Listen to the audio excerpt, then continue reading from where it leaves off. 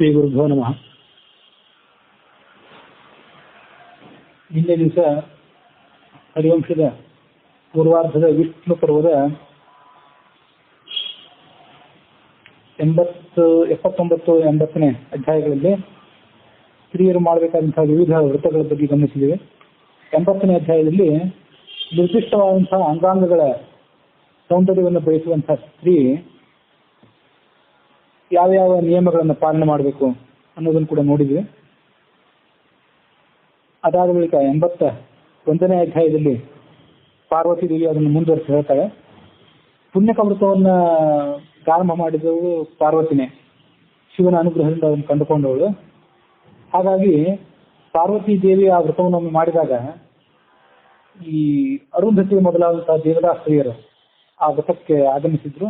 ಆ ವ್ರತಕ್ಕೆ ಸಂಬಂಧಪಟ್ಟಂತಹ ವಿವಿಧ ನಿಯಮಗಳನ್ನು, ಅದಲ್ಲದೆ ಸೌಭಾಗ್ಯ ವೃದ್ಧಿಗಾಗಿ, ಸೌಂದರ್ಯ ವೃದ್ಧಿಗಾಗಿ, ಸುಮಂಗಲಿತ್ವ ವೃದ್ಧಿಗಾಗಿ ಬೇರೆ ಬೇರೆ ವ್ರತಗಳನ್ನು ಏನು ಮಾಡೋದಿದೆ ಅದನ್ನೆಲ್ಲನೂ ಆಕೆ ಹೇಳಿ ಪ್ರಾರಂಭ ಮಾಡಿದ್ರು. ಅದೆಲ್ಲವನ್ನು ಕೂಡ ಆ 80ನೇ ಅಧ್ಯಾಯದಲ್ಲಿ ನಾವು ಗಮನಿಸಿದ್ವಿ. ಪ್ರತಿ ತಿಂಗಳು ಕೂಡ ವಿವಿಧ ದಿನಗಳಲ್ಲಿ ಶುಕ್ಲ ಪಕ್ಷ, ಕೆಲವೊಮ್ಮೆ ಶುಕ್ಲ ಪಕ್ಷ, ಕೆಲವೊಮ್ಮೆ ಕೃಷ್ಣ ಪಕ್ಷ, ವಿವಿಧ ತಿಥಿಗಳಲ್ಲಿ ಉಪ್ಪು, ತರಕಾರಿ ಮೊದಲಾದಂತಹ ನಿರ್ದಿಷ್ಟ ಪದಾರ್ಥಗಳನ್ನು ತ್ಯಾಗ ಮಾಡಿ ಅಥವಾ ನಿರ್ದಿಷ್ಟ ಪದಾರ್ಥಗಳನ್ನು ಸೇವನೆ ಮಾಡಿ ಒಂದು ವರ್ಷದ ತನಕ ಆ ರೀತಿ ಅದನ್ನು ಆ ವ್ರತವನ್ನು ಮುಂದುವರಿಸಿ ಆ ಬಳಿಕ ಉದ್ಯಾಪನ ಮಾಡಿ ಆ ವ್ರತವನ್ನು ಸಮಾಪ್ತಿ ಮಾಡಿದರೆ ಅಪೇಕ್ಷಿತವಾದಂತಹ ಎಲ್ಲ ಫಲಗಳನ್ನು ಪಡ್ಕೋತಾಳೆ ಎಂಬುದಾಗಿ ನೋಡಿದ್ವಿ. 81ನೇ ಅಧ್ಯಾಯದಲ್ಲಿರುವಂತಹ ಸಂಗತಿಗಳೇನೆಂದರೆ, ಗುಣವಂತರಾದಂತಹ ಬಂಧುಗಳನ್ನು ಪಡ್ಕೋಬೇಕು ಅಂತ ಅಪೇಕ್ಷೆ ಇದ್ರೆ, ಹಿಂದಿನದೆಲ್ಲ ಸೌಂದರ್ಯ ವೃದ್ಧಿಗಾಗಿ ಆಯಿತು, ಗುಣವಂತರಾದಂತಹ ಶ್ರೇಷ್ಠರಾದಂತಹ ಬಂಧುಗಳನ್ನು ಪಡ್ಕೋಬೇಕು ಅಂತಿದ್ರೆ ಪ್ರತಿ ಸಪ್ತಮಿ ದಿವಸ ಒಪ್ಪತ್ತು ಭೋಜನ ಮಾಡಬೇಕು. ಪ್ರತಿ ಸಪ್ತಮಿ ಕೂಡ ಒಪ್ಪತ್ತು ಭೋಜನ ಮಾಡಿ ಅನಂತರದಲ್ಲಿ ಸುವರ್ಣಮಯವಾದಂತಹ ವೃಕ್ಷವನ್ನ ದಕ್ಷಿಣೆಯೊಂದಿಗೆ ಬ್ರಾಹ್ಮಣನಿಗೆ ದಾನ ಮಾಡಬೇಕು. ಹಾಗೆ ಮಾಡಿದ್ರೆ ಶುಭಗುಣ ಸಂಪನ್ನವಾದಂತಹ ಬಂಧುಗಳನ್ನು ಪಡ್ಕೋತಾರೆ. ಅದಾದ್ಮೇಲೆ ಹೊಂಗೆ ಮರದ ಬುಡದಲ್ಲಿ ಪ್ರತಿ ಸಪ್ತಮಿ ದಿವಸ ದೀಪದಾನವನ್ನು ಮಾಡಿದರೆ ಒಂದು ವರ್ಷ ತನಕ ಆ ಥರ ಅದನ್ನು ಮುಂದುವರಿಸಿ ಕೊನೆಗೊಮ್ಮೆ ಸುವರ್ಣಮಯವಾದಂತಹ ದೀಪವನ್ನು ದಾನವನ್ನ ಕೊಟ್ಟರೆ ಆಕೆ ಸುಂದರವಾದಂತಹ ಕಾಂತಿ ಉಳ್ಳವಳಾಗಿ, ಪತಿಗೆ ಪ್ರೀತಿ ಪಾತ್ರಳಾಗಿ, ಪುತ್ರವತಿಯಾಗಿ ಎಲ್ಲ ರೀತಿಯಾದಂತಹ ಸೌಭಾಗ್ಯವನ್ನು ಪಡ್ಕೋತಾರೆ. ಹೀಗೆ ಎಲ್ಲ ವೃತ್ತಗಳನ್ನು ಹೇಳಿ ಅದಕ್ಕೆ ಕಲಶಪ್ರಾಯವಾಗಿ ಒಂದು ಮಾತನ್ನು ಹೇಳ್ತಾರೆ. ಯಾ ಶೇಷ ಭೋಜನ ನಿತ್ಯಂ ನೈವಚ ಸ್ಯಾತ್ ಅರುಂತುದ ನಚ ಸ್ಯಾತ್ ವ್ಯಸನಾ ಸೌಮ್ಯೆ ನಿತ್ಯಂ ಚ ಪತಿದೇವತಾ ಶೌಚಾನ್ವಿತಾ ಚ ಸತತಂ ನಚ ರೂಕ್ಷಾಭಿಭಾಷಿಣಿ ಶುಶ್ರೂಷು ಸಸುರಯೋ ನಿತ್ಯಂ ಶುಶ್ರೂಷಾಭಿರತಾ ಸತಿ. ಈ ಹಿಂದಿನ ವ್ರತಗಳನ್ನೆಲ್ಲ ಏನು ಹೇಳಿದ್ವಿ, ಆ ಎಲ್ಲ ವ್ರತಗಳನ್ನು ಮಾಡದೇ ಇದ್ರೂ ಈ ಶ್ಲೋಕದಲ್ಲಿ ಹೇಳುವಂತಹ ನಿರ್ದಿಷ್ಟ ನಿಯಮಗಳನ್ನು ಪಾಲನೆ ಮಾಡುವಂಥ ಸ್ತ್ರೀ ಎಲ್ಲ ರೀತಿಯಾದಂತಹ ಸೌಭಾಗ್ಯವನ್ನು ಪಡ್ಕೋತಾಳೆ. ಅದೇನು ಅಂತಂದ್ರೆ, ಶೇಷ ಭೋಜನಿ, ಮನೆಯಲ್ಲಿ ಎಲ್ಲರಿಗೂ ಭೋಜನ ಮಾಡಿಸಿ ಆಮೇಲೆ ತಾನು ಭೋಜನ ಮಾಡಬೇಕು. ಯಾರ ಮನಸ್ಸನ್ನು ಕೂಡ ಆಕೆ ನೋಯಿಸೋದಿಲ್ಲ. ನೈವಚ ಸ್ಯಾತ್ ಅರುಂತುದ ನಚ ಸ್ಯಾತ್ ವ್ಯಸನ, ಮತ್ತು ಆ ಪತಿಯನ್ನ ದೇವರೆಂಬುದಾಗಿ ಭಾವಿಸಿಕೊಂಡು ಆತನ ಸೇವೆ ಮಾಡ್ತಕ್ಕಂಥವಳು, ಶೌಚ ಆಚಾರಗಳನ್ನ ಪಾಲನೆ ಮಾಡ್ತಕ್ಕಂಥವಳು, ಅತ್ತೆ ಮಾವಂದಿರ ಗುರು ಹಿರಿಯರ ಸೇವೆ ಮಾಡ್ತಕ್ಕಂಥವಳು, ಕಿಂತಸ್ಯಾಹ ವ್ರತಕೈಹಿ ಕಾರ್ಯಂ, ಹಿಂದೆ ಹೇಳಿದ ಕಷ್ಟಕರವಾದಂತಹ ವ್ರತಗಳನ್ನು, ಆ ಉಪವಾಸಗಳನ್ನು ಇತ್ಯಾದಿಗಳನ್ನು ಮಾಡಿದ್ರೆ ಎಷ್ಟು, ಬಿಟ್ಟರೆ ಎಷ್ಟು. ಕಿಂವಾಸ್ಯಾದ ಉಪವಾಸಕೈಹಿ, ವ್ರತಗಳು ಯಾಕೆ, ಉಪವಾಸಗಳು ಯಾಕೆ. ಯಾ ಭರ್ತೃದೇವತಾ ನಿತ್ಯಂ ಸತ್ಯ ಧರ್ಮ ಗುಣಾನ್ವಿತ, ಸತ್ಯ ಧರ್ಮ ಗುಣ ಮೊದಲಾದವುಗಳನ್ನು ಪಾಲನೆ ಮಾಡುವವಳಿಗೆ ಆ ಉಳಿದಂತಹ ವ್ರತಗಳನ್ನು ಮಾಡಿದರೆಷ್ಟು, ಬಿಟ್ಟರೆ ಎಷ್ಟು. ಇಲ್ಲಿವರೆಗೆ ಸುಮಂಗಲಿಯರಾದವರಿಗೆ ಮಾಡಬೇಕಾದಂತಹ ವ್ರತಗಳನ್ನೆಲ್ಲ ವಿಧಾನ ಮಾಡಬೇಕು.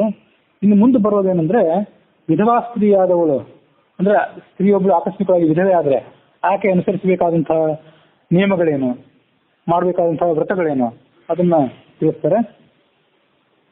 ಪತಿಂ ಸಂಕಲ್ಪಯಿತ್ವಾತು ಚಿತ್ರಸ್ಥಂ ವಾತ ಮೃನ್ಮಯಂ ತಸ್ಯ ಪೂಜಾಂ ಸದಾ ಕುರ್ಯಾತ್ ಸತಾಂ ಧರ್ಮ ಮನುಸ್ಮರೇ. ಪತಿಯ ಒಂದು ಚಿತ್ರಪಟವನ್ನು ಎದುರಿಗಿಟ್ಕೋಬೇಕು, ಅಥವಾ ಮಣ್ಣಿನಿಂದ ಕೂಡಿದಂತಹ ಒಂದು ಪತಿಯ ಪ್ರತಿಮೆಯನ್ನು ಇಟ್ಕೋಬೇಕು. ಅದನ್ನೇ ಪತಿ ಎಂಬುದಾಗಿ ಭಾವಿಸಿ ಸದಾ ಪೂಜೆ ಮಾಡಬೇಕು. ಸತ್ಪುರುಷರ ಧರ್ಮಗಳನ್ನೆಲ್ಲ ನಿತ್ಯ ಆಚರಣೆ ಮಾಡಬೇಕು. ವ್ರತೋಪವಾಸಾದಿಗಳನ್ನೆಲ್ಲ ಮಾಡಬೇಕಾದ್ರೆ ಸುಮಂಗಲಿ ಆದರೆ ಪತಿಯ ಅನುಮತಿ ತಗೊಳ್ಬೇಕು ಅಂತ ಇರ್ತಾರೆ, ಹಿಂದೆ ನಾವು ನೋಡಿದ್ವಿ. ಇಲ್ಲಿ ಆ ಪತಿಯ ಪ್ರತಿಮೆ ಅಥವಾ ಚಿತ್ರಪಟದ ಎದುರಿಗೆ ಕೂತ್ಕೊಂಡು ಅವನ ಕಡೆಯಿಂದನೇ ಅನುಮತಿ ತಗೊಂಡು ಆ ವ್ರತ ಉಪವಾಸಾದಿಗಳನ್ನು ಪ್ರಾರಂಭಿಸಬಹುದು. ಭೋಜನೇಕ್ಕೆ ವಿಶೇಷ ಭೋಜನ ಮಾಡಬೇಕಾದ್ರೂ ಹಾಗೆ, ಪ್ರತಿನಿತ್ಯ ಭೋಜನ ಮಾಡಬೇಕಾದ್ರೂ ಕೂಡ ಗಂಡ ಇದ್ದರೆ ಅವನ ಭೋಜನ ಆದ್ಮೇಲೆ ನಾನು ಊಟಕ್ಕೆ ಕೂತ್ಕೋತೀನಿ ಅಂತ ಅವನ ಸಮ್ಮತಿ ಕೇಳಿ ಕೂತ್ಕೊಳ್ಳೋದು ಅಂತ ಇದ್ದೇ ಇದೆ. ವಿಧವೆ ಆದವಳಿಗೆ ಆ ಚಿತ್ರಪಟದ ಅಥವಾ ಮಣ್ಣಿನ ಪ್ರತಿಕೃತಿಯ ಅನುಜ್ಞೆ ತಗೊಂಡು ಮುಂದೆ ಭೋಜನ ಮಾಡಬಹುದು ಅವಳು.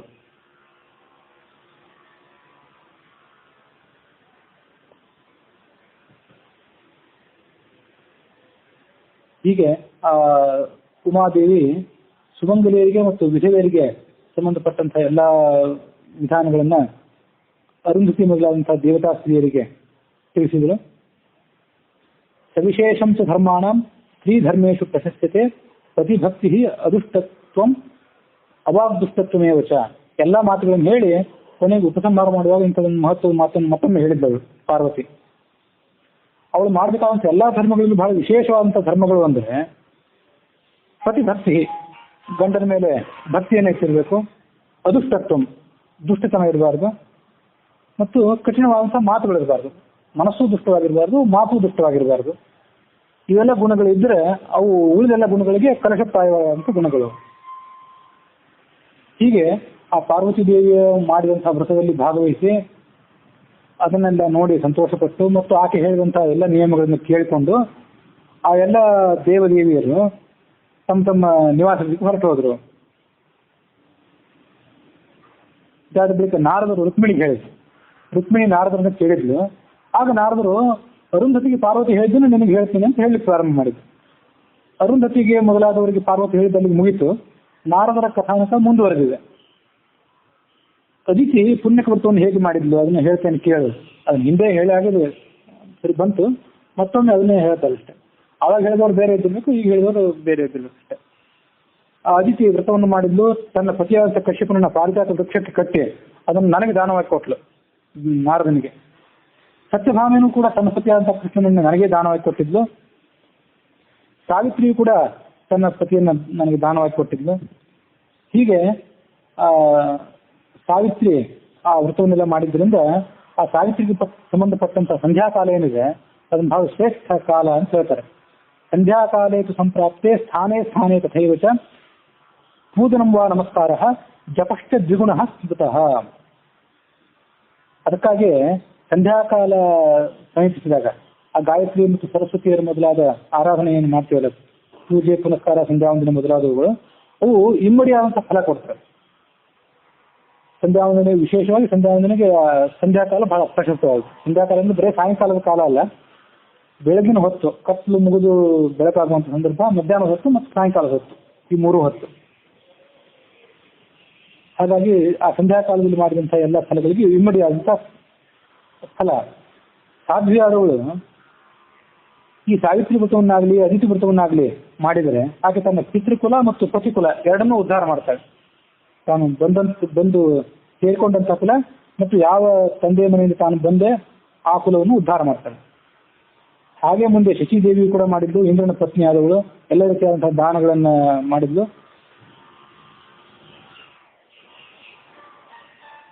ಮೂರು ದಿವಸ ಪುಣ್ಯಕ ವ್ರತಕ್ಕೆ ಸಂಬಂಧಪಟ್ಟಂತಹ ಎಲ್ಲ ಉಪವಾಸಗಳು ಇತ್ಯಾದಿಗಳನ್ನು ಮಾಡಿ ಹಗಲು ರಾತ್ರಿ ಉಪವಾಸ ಇದ್ದು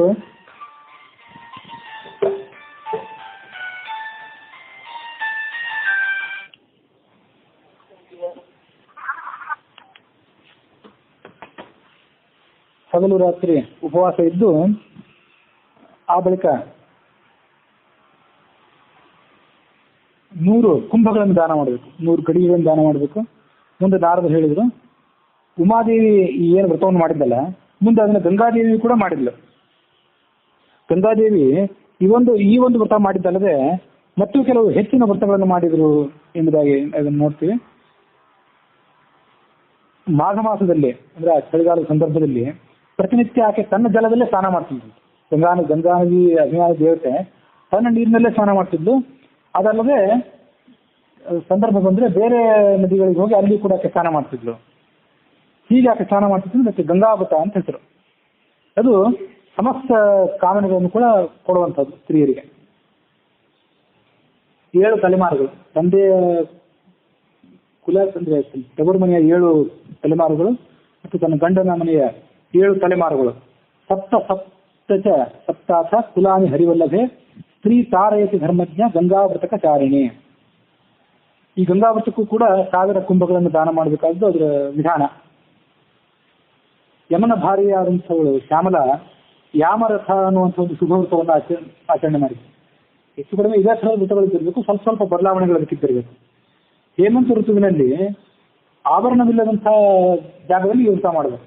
ಅಂದರೆ ಮೇಲಿನ ಛಾವಣಿ ಇರಬಾರ್ದು, ತೆರೆದ ಆಕಾಶದ ಅಡಿಯಲ್ಲಿ ಆ ವೃತ ಮಾಡಬೇಕು. ಪತಿಗೆ ಮೊದಲು ನಮಸ್ಕಾರ ಮಾಡಿ ಅವನ ಸಮ್ಮತಿಯೆಲ್ಲ ತಗೊಂಡು ಸ್ನಾನಕ್ಕಿಂತ ಮೊದಲು ಬಯಲಿನೊಳಗೆ ನಿಂತು ಈ ಶ್ಲೋಕ ಅನ್ಬೇಕು.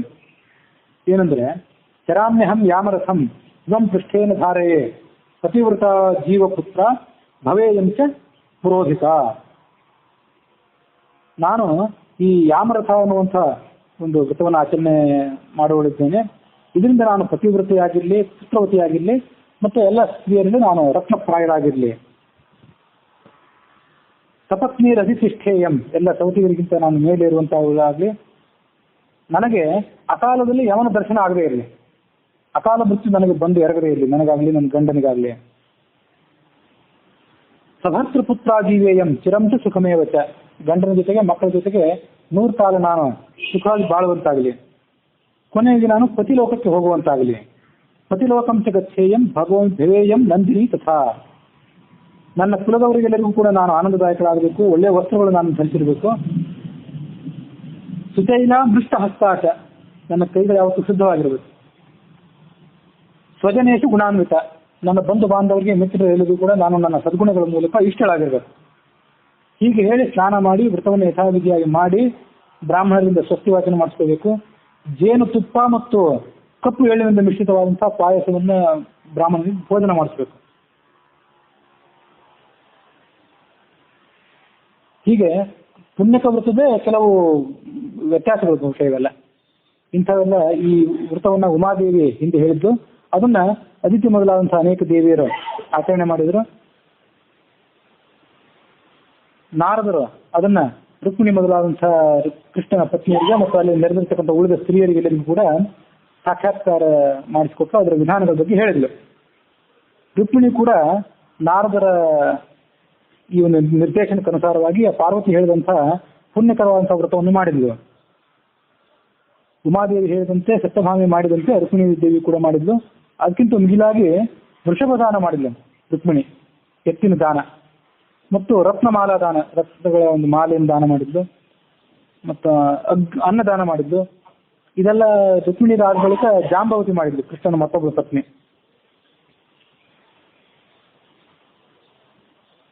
ಮತ್ತೊಂದು ಅವಳು ಮಾಡಿದಂತಹ ವೃತ್ತದಲ್ಲಿ ಒಂದು ವಿಶೇಷ ಏನಂದ್ರೆ ರತ್ನಮಯವಾದಂತಹ ವೃಕ್ಷವನ್ನು ದಾನ ಮಾಡಿದ್ರು. ಅವರೆಲ್ಲ ಮಾಡುವಾಗ ಸ್ವಲ್ಪ ಹೆಚ್ಚಿನ ಏನಾದರೂ ಮಾಡ್ಲಿಕ್ಕೆ ಸಾಧ್ಯ ಆಗ್ತದೇನೋ ಅಂತ ತಾವೇ ಆಲೋಚನೆ ಮಾಡಿ ಹೆಚ್ಚಿನ ದಿನ ಮಾಡ್ತಿದ್ರು. ಮತ್ತು ಪಾರ್ವತಿ ದೇವಿ ಮಾಡಿದ ವೃತ್ತಕ್ಕಿಂತ ಸತ್ಯಭಾಮ ಮಾಡಿದ ವೃತ್ತದಲ್ಲಿ ವೈಶಿಷ್ಟ್ಯ ಏನಂದ್ರೆ ಬ್ರಾಹ್ಮಣನಿಗೆ ಪೀತಾಂಬರ ದಾನ ಮಾಡಿದ್ದಂತೆ, ಒಂದು ರೇಷ್ಮೆ ಪೀತಾಂಬರ.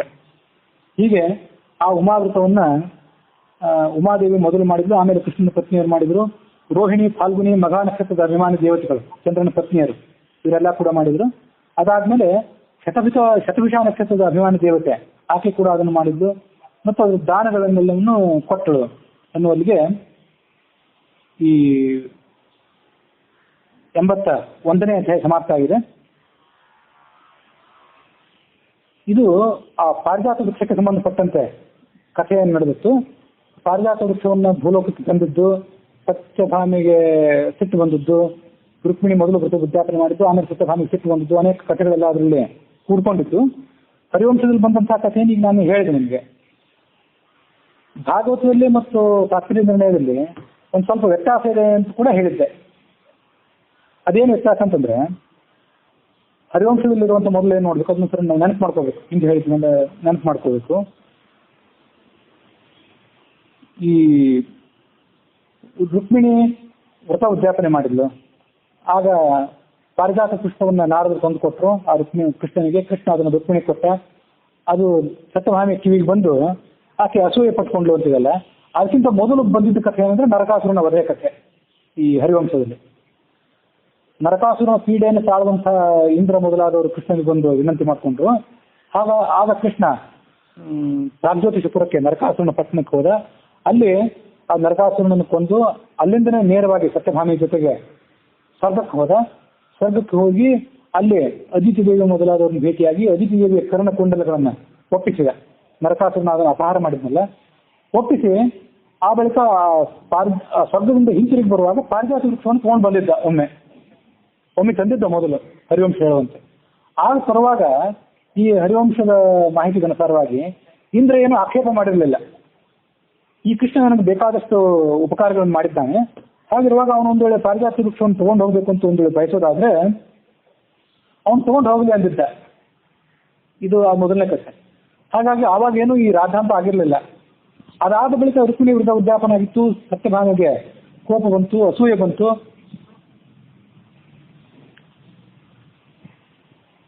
ಮತ್ತೆ ಕೃಷ್ಣ ಆ ರುಕ್ಮಿಣಿ ಸತ್ಯಭಾಮಿಯನ್ನು ಸಮಾಧಾನ ಪಡಿಸೋದಕ್ಕಾಗಿ ನಾರದರನ್ನು ಕಳಿಸಿ ನಾರದರನ್ನು ತನ್ನ ದೂತರನ್ನಾಗಿ ಇಂದ್ರ ಕಡೆ ಕಳಿಸಿದ. ಇಂದ್ರ ಪಾರಿಜಾತ ವೃಕ್ಷವನ್ನು ಕೊಡ್ಲಿಕ್ಕೆ ಒಪ್ಪಲಿಲ್ಲ. ಆದ್ರಿಂದ ಕೃಷ್ಣ ತಾನೇ ಅಲ್ಲಿಗೆ ಹೋಗಿ ಆ ಪಾರಿಜಾತ ವೃಕ್ಷವನ್ನು ತಗೊಂಡು ಬಂದ. ವೃತವೂ ಆಯಿತು, ಉದ್ಯಾಪನವೂ ಆಯಿತು. ತತ್ಸಂಬಂಧವಾದಂಥ ಎಲ್ಲ ವೃತ್ತಗಳ ಶ್ರವಣವನ್ನು ಕೂಡ ನಾವು ಮಾಡಿದ್ವಿ. ಆದ್ರೆ ಆ ಹರಿವಂಶದಲ್ಲಿ ಕಂಡು ಬರುವಂಥ ವಿರೋಧ ಏನಂದ್ರೆ, ಪಾರಿಜಾತ ವೃಕ್ಷವನ್ನು ಈಗಾಗಲೇ ಒಮ್ಮೆ ತಂದಿದ್ನಲ್ಲ, ಮೊದಲನೇ ಸರಿ ಪಾರಿಜಾತ ವೃಕ್ಷವನ್ನು ತರಬೇಕಾದ್ರೆ ಇಂದ್ರ ಯಾವುದೇ ವಿರೋಧ ಮಾಡಿರಲಿಲ್ಲ.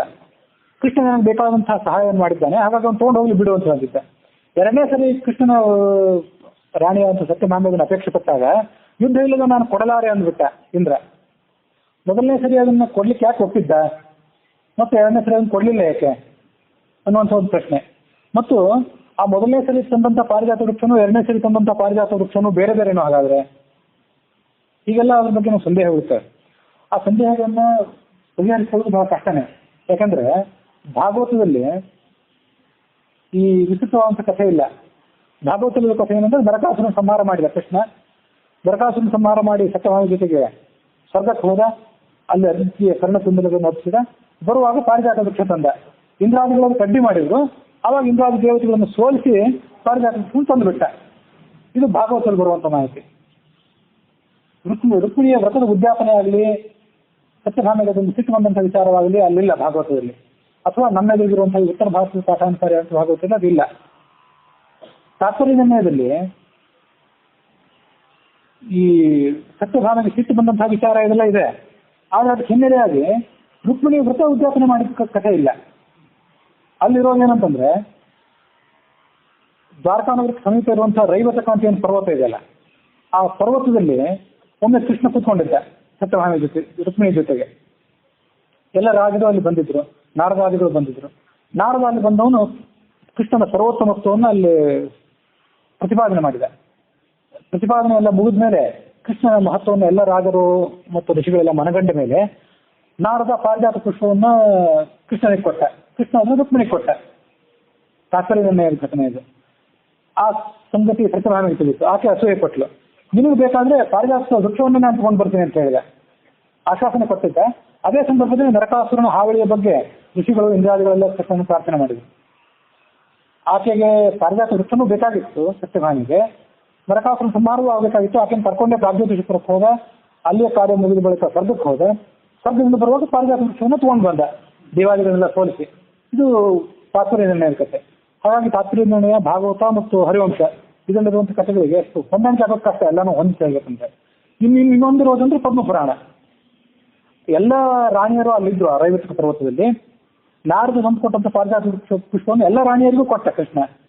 ಸತ್ಯಭಾಮಿಗೆ ಒಬ್ಬರಿಗೆ ಕೊಟ್ಟಿರಲಿಲ್ಲ. ಅವಳೊಬ್ಬಳಿಗೆ ಬಹಳ ಅಸಮಾಧಾನ ಆಗಿತ್ತು. ಆದ್ರಿಂದ ಅವಳ ಸಲುವಾಗಿ ಪಾರಿಜಾತ ವೃಕ್ಷವನ್ನು ಸ್ವರ್ಗದಿಂದ ತಗೊಂಡು ಬಂದ. ಅದು ಪದ್ಮಪುರಾಣ ಹೇಳೋದು. ಅಂತೂ ಇವೆಲ್ಲ ಕಥೆಗಳನ್ನ ಹೊಂದಿಸ್ಬೇಕು. ಹೇಗೆ ಹಿಂದೆ ನಾನು ಹೇಳಿದೆ, ಒಂದು ಕಲ್ಪದಲ್ಲಿ ಹೀಗೆ ನಡೆದಿತ್ತು, ಒಂದು ಕಲ್ಪದಲ್ಲಿ ಹೀಗೆ ನಡೆದಿತ್ತು ಅಂತ. ರಾಮಾಯಣ ಮಹಾಭಾರತ, ರಾಮಾಯಣ ಮತ್ತು ಕೃಷ್ಣಾವತಾರದ ಕಥೆಗಳನ್ನು ಹೊಂದಿಸಬಾರದು. ಅದು ಆಚಾರ್ಯರ ಆಶಯಕ್ಕೆ ವಿರುದ್ಧ, ಆಚಾರ್ಯ ಮಧ್ವರ ಆಶಯಕ್ಕೆ ವಿರುದ್ಧ. ಬೇರೆ ಯಾವುದೋ ಅವತಾರದ ಕಥೆ ಆಗಿದ್ರೆ, ಬೇರೆ ಪುರಾಣಗಳಿಗೆ ಈ ಥರ ವಿರೋಧ ಬಂದಿದ್ರೆ ಅದು ಹೊಂದಿಸ್ಬೋದು. ಇಲ್ಲಿ ಹೊಂದಿಸುವಂತನೂ ಇಲ್ಲ. ಹಾಗಾಗಿ ಅದನ್ನ ಏನ್ ಮಾಡಬೇಕು? ಸಾಕಷ್ಟು ಜನ ಪಂಡಿತರ ಜೊತೆ ಸಮಾಲೋಚನೆ ಮಾಡಿದೆ, ಅದಕ್ಕೇನು ಸಮಾಧಾನ ಸಿಗಲಿಲ್ಲ. ಈಗ ನನಗೆ ಸಮಸ್ಯೆ ಬಂದಿದ್ದು ಯಾಕಂದ್ರೆ, ಹರಿವಂಶವನ್ನು ದೀರ್ಘವಾಗಿ ಹೇಳ್ತಿದ್ದರಿಂದ ಹರಿವಂಶದಲ್ಲಿ ಏನಿದೆ, ತಾತ್ಪರ್ಯ ನಿರ್ಣಯದಲ್ಲಿ ಏನಿದೆ, ಭಾಗವತದಲ್ಲಿ ಏನಿದೆ, ಪದ್ಮ ಪುರಾಣದಲ್ಲಿದೆ ಏನಿದೆ, ಮತ್ತು ಅದನ್ನ ಸಾಧ್ಯ ಆದರೂ ಹೊಂದಾಣಿಕೆ ಮಾಡಬೇಕು ಅಂತ ಕೂತಿದ್ರಿಂದ ಇಷ್ಟು ಸಮಸ್ಯೆ. ಅದನ್ನ 9 ದಿವಸದಲ್ಲಿ ಹೇಳೋದಾಗಿದೆ, ಸಮಸ್ಯೆ ಬರ್ತಿರ್ಲಿಲ್ಲ. ತಾತ್ಪರ್ಯ ನಿರ್ಣಯದಲ್ಲಿ ಇದ್ದಂಥ ಕಥೆಗಳನ್ನು ಹೈಲೈಟ್ ಮಾಡಿ ಮುಗಿಸ್ಬಿಡ್ತಾರೆ. ಹಾಗಾಗಿ ಇದನ್ನು ದೀರ್ಘವಾಗಿ ಹೇಳಿ ಕೂತಿದ್ರಿಂದ ಇಷ್ಟು ಸಮಸ್ಯೆ ಬಂತು. ಇನ್ನೂ ಆ ಸಮಸ್ಯೆ ಬಗೆಹರಿದಿಲ್ಲ. ಆದರೂ ನಾನೇನು ಆಲೋಚನೆ ಮಾಡ್ತೀನಿ ಅಂತಂದ್ರೆ, ತಾತ್ಪರ್ಯ ನಿರ್ಣಯದ ಸಂಗತಿಗಳನ್ನು ಹೈಲೈಟ್ ಮಾಡಬೇಕು, ಅದರಲ್ಲಿರುವಂಥ ಕಥೆಗಳನ್ನ ಎತ್ತಿ ಹಿಡಿದು ಅದಕ್ಕೆ ತಕ್ಕಂತೆ ಉಳಿದುವನ್ನು ಹೊಂದಿಸಬೇಕು. ತಾತ್ಪರ್ಯ ನಿರ್ಣಯಕ್ಕನುಸಾರವಾಗಿ ಆ ರೈವತಕ ಪರ್ವತದಲ್ಲಿ ಕೃಷ್ಣ ರುಕ್ಮಿಣಿ ಎಲ್ಲ ಕೂತ್ಕೊಂಡಿದ್ರಲ್ಲ, ಆಗ ಉಳಿದೆಲ್ಲ ಪಾಂಡವಾದಿ ರಾಜರು, ಋಷಿಗಳು, ನಾರದಾದಿಗಳೆಲ್ಲರೂ ಬಂದರು. ಕೃಷ್ಣ ಸರ್ವೋತ್ತಮತ್ವ ಅಲ್ಲಿ ಪ್ರತಿಷ್ಠಾಪನೆ ಆಯಿತು. ಆಗ ನಾರದರು ಪಾರಿಜಾತ ಪುಷ್ಪವನ್ನು ಕೃಷ್ಣನಿಗೆ ಕೊಟ್ಟರು, ಕೃಷ್ಣವನ್ನು ರುಕ್ಮಿಣಿಗೆ ಕೊಟ್ಟರು ಅಂತ ತಾತ್ಪರ್ಯ ನಿರ್ಣಯದಲ್ಲಿ ಅಲ್ಲಿ ಶುರುವಾಗ್ತದೆ. ಅದಕ್ಕೆ ಧನ್ಯಾಶ್ಚರ್ಯ ಉಪಾಖ್ಯಾನ ಅಂತ ಹೇಳ್ತಾರೆ ತಾತ್ಪರ್ಯ ನಿರ್ಣಯದಲ್ಲಿ. ಕೃಷ್ಣನನ್ನು ನಾರದ ನೀನೇ ಧನ್ಯ, ನೀನೇ ಆಶ್ಚರ್ಯ, ಇಷ್ಟೆಲ್ಲ ರಾಣಿಯರ ಸೌಭಾಗ್ಯ ನಿನಗೆಲ್ಲ ದೊರೆತಿದೆ, ನೀನೇ ದೊಡ್ಡ ಆಶ್ಚರ್ಯ, ನಿನ್ಕಿಂತ ದೊಡ್ಡ ಮಹಾತ್ಮ ಈ ಜಗತ್ತಲ್ಲಿ ಯಾರಿದ್ದಾನೆ ಅಂತ ಹೊಗಳಿದ. ಹಾಗಾಗಿ ಅದು ಧನ್ಯ ಆಶ್ಚರ್ಯ ಉಪಾಖ್ಯಾನ ಅಂತ ಬರುತ್ತೆ ತಾತ್ಪರ್ಯ ನಿರ್ಣಯದಲ್ಲಿ ಬರೋ ಹೆಸರು. ಅದಕ್ಕಿಂತ ಮುಂಚಿತವಾಗಿ ಹರಿವಂಶದಲ್ಲಿ ಬರುವಂಥ ಆ ರುಕ್ಮಿಣಿ ಊರ್ತ ಉದ್ಯಾಪನೆ ಏನಿದೆಯಲ್ಲ ಅದನ್ನ ಅಲ್ಲಿ ಹೊಂದ್ಕೋಬೇಕು ಅಂತ ನನ್ನ ಆಲೋಚನೆ.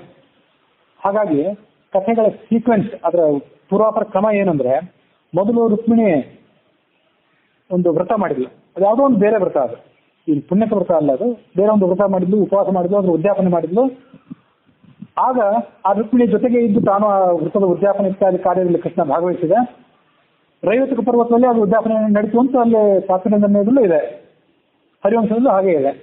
ಆ ಉದ್ಯಾಪನ ಸಂದರ್ಭದಲ್ಲಿ ಕೃಷ್ಣ ಭಾಗವಹಿಸಿದ್ನಲ್ಲ, ಉದ್ಯಾಪನ ಕೃಷ್ಣ ಮಾಡುವಂಥ ಉತ್ಸವ ಆದ್ರಿಂದ, ಆತನ ಪಟ್ಟದರ್ಶಿಯಾದಂಥ ರುಕ್ಮಿಣಿ ಮಾಡುವ ಉತ್ಸವ ಆದ್ರಿಂದ ಸಹಜವಾಗಿ ಪಂಚಪಾಂಡವರು, ಸುಭದ್ರ ಎಲ್ಲರೂ ಕೂಡ ಬಂದಿದ್ರು, ನಾರದಾದಿಗಳು ಬಂದಿದ್ರು, ಎಲ್ಲ ಋಷಿಮುನಿಗಳು, ದೇವತೆಗಳು ಬಂದಿದ್ದಿರ್ಬೇಕು. ಮೊದಲು ವೃತ್ತದ ಉದ್ಯಾಪನೆ ಆಗಿತ್ತು ಹರಿವಂಶ ಹೇಳುವಂತೆ. ಅದಾದ್ಮೇಲೆ ತಾತ್ಪರ್ಯ ನಿರ್ಣಯದ ಘಟನೆ ಧನ್ಯಾಶ್ಚರ್ಯ ಉಪಾಖ್ಯಾನ. ಹೇಗೂ ಎಲ್ಲರೂ ಸೇರ್ಕೊಂಡಿರೋದ್ರಿಂದ ಇದೇ ಸಂದರ್ಭದಲ್ಲಿ ನಾನು ಕೃಷ್ಣನ ಮಹತ್ವವನ್ನು ಸಾರಬೇಕು ಎಂಬುದಾಗಿ ನಾರದರು ಆಲೋಚನೆ ಮಾಡಿ ಕೃಷ್ಣನ ಮಹತ್ವವನ್ನು ಸಾರಿದರು. ಮೊದಲು ಹರಿವಂಶದ ಘಟನೆ, ಆಮೇಲೆ ತಾತ್ಪರ್ಯ ನಿರ್ಣಯದ ಘಟನೆ. ಆ ಘಟನೆ ರುಕ್ಮಿಣಿಗೆ ಕೃಷ್ಣ ಪಾರಿಜಾತ ಪುಷ್ಪವನ್ನು ಕೊಟ್ಟಂತ ಸುದ್ದಿ ಸತ್ಯಭಾಮೆಗೆ ತಿಳಿತು. ಆಕೆಗೆ ಅಸೂಯೆ ಮೊಳಕೆ ಹೊಡಿತು. ಆಕೆ ಸಿಟ್ಟಾಗಿದ್ಲು. ಆಕೆಯನ್ನು ಸಮಾಧಾನ ಪಡಿಸಿದೆ ಕೃಷ್ಣ, ನಾನು ಪಾರಿಜಾತ ವೃಕ್ಷವನ್ನೇ ತಂದು ಕೊಡ್ತೀನಿ ಅಂತ ಹೇಳಿ. ಭಾಗವತದಲ್ಲಿ ಅದು ಇಲ್ಲದೇ ಇದ್ರು ತಾತ್ಪರ್ಯ ನಿರ್ಣಯ ಮತ್ತು ಹರಿವಂಶಕ್ಕನುಸಾರವಾಗಿ, ಪದ್ಮ ಪುರಾಣಕ್ಕನುಸಾರವಾಗಿ ನಿಮ್ಗೆ ತಂದು ಕೊಡ್ತೀನಿ ಅಂತ ಹೇಳಿದೆ. ಅದಾದ್ಮೇಲೆ 3ನೇ ಕ್ರಮ. ಅದೇ ಸಂದರ್ಭದಲ್ಲಿ ನರಕಾಸುರನ ಹಾವಳಿ ಹೆಚ್ಚಾಗಿದೆ, ಆತನನ್ನು ಸಂಹಾರ ಮಾಡಬಾ ಎಂಬುದಾಗಿ ಋಷಿಗಳು, ಇಂದ್ರಾದಿಗಳು ಪ್ರಾರ್ಥನೆ ಮಾಡಿದರು. ಅದು 4ನೇ ಘಟನೆ. 5ನೇ ಘಟನೆಯಾಗಿ ಕೃಷ್ಣ ಸತ್ಯಭಾಮೆಯನ್ನೇ ಕರ್ಕೊಂಡು, ಆಕೆಗೆ ಹೇಗೂ ಪಾರಿಜಾತ ವೃಕ್ಷ ಕೊಡ್ತೀನಿ ಅಂತ ಹೇಳಿದ್ನಲ್ಲ, ಆಕೆಗೆ ಕರ್ಕೊಂಡೇ ಪ್ರಾಗ್ಜ್ಯೋತಿಷಪುರಕ್ಕೆ ಹೋದ, ನರಕಾಸುರನ್ನು ಸಂಹರಿಸಿದ. ಅಲ್ಲಿಂದ ಮುಂದೆ ಆಕೆಯನ್ನು ಕರ್ಕೊಂಡೇ ಸ್ವರ್ಗಕ್ಕೆ ಹೋದ. ಸ್ವರ್ಗಕ್ಕೆ ಹೋಗಿ ಅಲ್ಲಿಂದ ಬರುವಾಗ ಪಾರಿಜಾತ ವೃಕ್ಷವನ್ನೇ ತಗೊಂಡು ಬಂದ. ಒಂದೇ ಸಾರಿ ಪಾರಿಜಾತ ವೃಕ್ಷ ತಂದಿದ್ದು ಅಂತ ಇಟ್ಕೊಂಡ್ರೆ ಒಂದು ಸ್ವಲ್ಪ ಸಮಂಜಸ. ತಾತ್ಪರ್ಯ ನಿರ್ಣಯ ಹಾಗೆ ಹೇಳ್ತದೆ, ಒಂದೇ ಸರಿ ತಂದಿದ್ದ. ಹರಿವಂಶ ಹೇಳುವಂತೆ 2 ಸರಿ ತಂದಿದ್ದಂತಿದ್ರೆ ಮೊದಲು ವಿಘ್ನ ಮಾಡಲಿಲ್ಲ ಇಂದ್ರ, ಆಮೇಲೆ ಯಾಕೆ ವಿಘ್ನ ಮಾಡಿದ ಅನ್ನೋ ಪ್ರಶ್ನೆಗೆಲ್ಲ ಉತ್ತರ ಕೊಡೋದು ಕಷ್ಟ ಆಗ್ತದೆ. ಹಾಗಾದ್ರೆ ಹರಿವಂಶದಲ್ಲಿ 2 ಸರಿ ಯಾಕೆ ಹೇಳಿದ್ರು? ಅದು ನಮ್ಮ ಬುದ್ಧಿಗೆ ತೋರಿಸಿದ್ದು. ಎಷ್ಟೋ ಬಾರಿ ನಾ ಹಿಂದಿನ ಹೇಳಿದ್ದಿದೆ, ಮನುಷ್ಯರ ಬುದ್ಧಿಗೆ ತೋರಿಸಿದ ಸಂಗತಿಗಳಿವೆಲ್ಲ. ಅಲ್ಲಿ 2 ಸರಿ ಹೇಳಿದ್ರು ಅಂತ ನಿಮ್ಗೆ ಹೇಳಿದೆ. ಆದ್ರೆ ನಾವು ನಿರ್ಧಾರ ಮಾಡ್ಕೋಬೇಕಾದ್ರೆ ಅಂದ್ರೆ ಒಂದೇ ಸರಿ ಪಾರಿಜಾತ ವೃಕ್ಷವನ್ನು ತಂದ.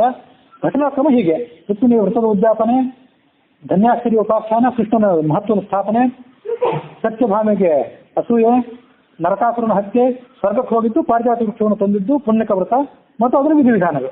ಹೀಗೆ ಅದ್ರ ಕ್ರಮ ಇಟ್ಕೊಂಡ್ಬಿಟ್ರೆ ಎಲ್ಲ ಹೊಂದುತ್ತದೆ ಅಂತ ನನ್ನ ಆಲೋಚನೆ. ಮತ್ತೆ ಯಾರು ಶ್ರೇಷ್ಠವಾದಂಥ ಪಂಡಿತರ ಅನುಮೋದನೆ ಸಿಕ್ಕರೆ ಅದು ಮತ್ತೊಂದು ತಿಳಿಸ್ತಾನೆ. ಅಲ್ಲಿಗೆ ಅವರು ಮಾಡಿದಂಥ ಆ ಎಲ್ಲ ವ್ರತ ಇತ್ಯಾದಿಗಳ ವರ್ಣನೆ ಮುಗಿದಿದೆ. 81ನೇ ಅಧ್ಯಾಯ ಮುಗಿದಿದೆ.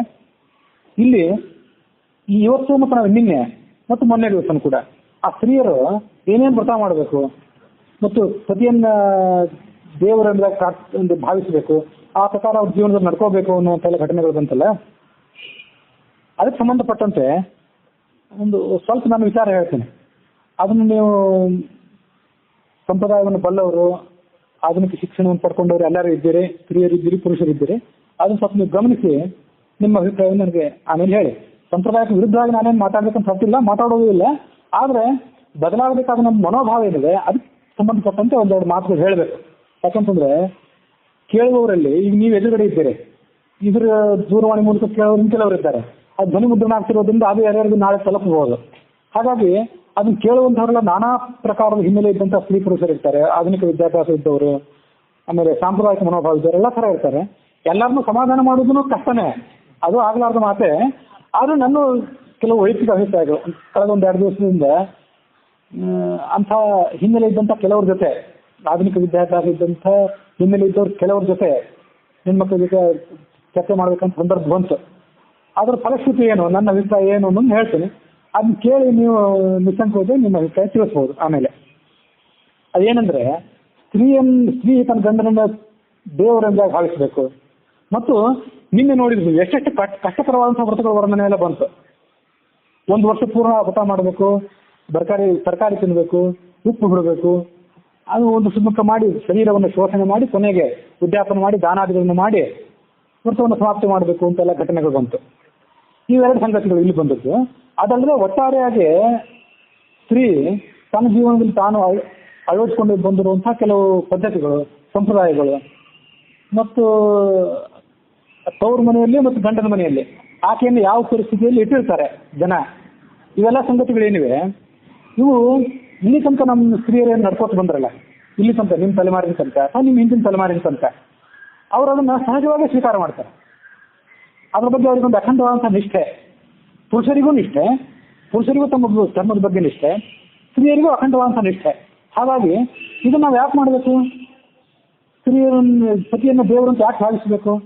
ಇಂಥ ಎಲ್ಲ ಕಷ್ಟಕರವಾದಂಥ ವೃತ್ತಗಳನ್ನು ನಾವು ಮಾಡಿ ನಮ್ಮ ಗಂಡನಿಗೆ ನಮ್ಮ ಮಕ್ಕಳಿಗೆ ಅದರೆಲ್ಲ ಫಲ ಕೊಡಲಿಕ್ಕೆ ನಾವಿಷ್ಟು ಶ್ರಮ ಪಡಬೇಕಲ್ಲ ಅನ್ನೋಂಥ ಭಾವನೆಗಳ ಆಲೋಚನೆಗಳಲ್ಲಿ ಬರ್ತಿರ್ಲಿಲ್ಲ. ಆದರೆ ಇವತ್ತು ಕಾಲ ಏನಿದೆ ಅಂದರೆ, ಕಾಲಾನುಗುಣವಾಗಿ ನಾವು ಆಲೋಚನೆ ಮಾಡದೇ ಇದ್ದರೆ ನಾವು ಹೇಳಿದ್ದೆಲ್ಲ ವ್ಯರ್ಥ ಆಗಿತ್ತು. ಮತ್ತು ಅದು ನಮ್ಮ ಸಮಾಜಕ್ಕೆ, ಒಟ್ಟಾರೆ ಸನಾತನ ಹಿಂದೂ ಸಮಾಜಕ್ಕೆ ಮತ್ತು ವಿಶೇಷವಾಗಿ ಬ್ರಾಹ್ಮಣ ಸಮಾಜಕ್ಕೆ ಅದು ಘಾತಕ ಆದಿತ್ತು. ಆಗೋ ಲಕ್ಷಣ ಅಲ್ಲೆಲ್ಲಿ ಕಂಡು ಬರ್ತೀವಿ. ಅದರಿಂದ ಇಷ್ಟೆಲ್ಲ ಮಾತಾಡಬೇಕಾಯ್ತು. ಮತ್ತು ಅದ್ರ ಚರ್ಚೆನೂ ನಿನ್ನೆ ಮೊನ್ನೆ ಮಾಡಿದ್ರಿಂದ ಇಷ್ಟೆಲ್ಲ ಮಾತಾಡಬೇಕಾಯ್ತು. ಏನಂದರೆ, ಇವತ್ತು ನಾವು ಬೇಡ ಅಂದರೂ ಬೇಕಂದ್ರು ಹಳ್ಳಿಗೂ ದಿಲ್ಲಿಗೂ ಇವತ್ತು ವ್ಯತ್ಯಾಸ ಇಲ್ಲ. ಅಂತರ್ಜಾಲ, ದೂರದರ್ಶನದ ಮೂಲಕ ಎಲ್ಲ ಮಾಹಿತಿನೂ ಎಲ್ಲರಿಗೂ ಬೆರಳ ತುದಿಯಲ್ಲೇ. ಹಂಗೆ ನಿಮ್ಮ 8-10 ವರ್ಷದ ಗಂಡು ಮಕ್ಕಳು ಹೆಣ್ಮಕ್ಳಿಗೂ ಕೂಡ ಎಲ್ಲ ಥರದ ಮಾಹಿತಿನೇ, ಸಿಗಬೇಕಾದ ಮಾಹಿತಿ, ಸಿಗಬಾರ್ದಾದ ಮಾಹಿತಿ ಎಲ್ಲನೂ ಸುಲಭವಾಗಿ ಎಲ್ಲರಿಗೂ ಸಿಕ್ಕ ಹೋಗ್ತದೆ.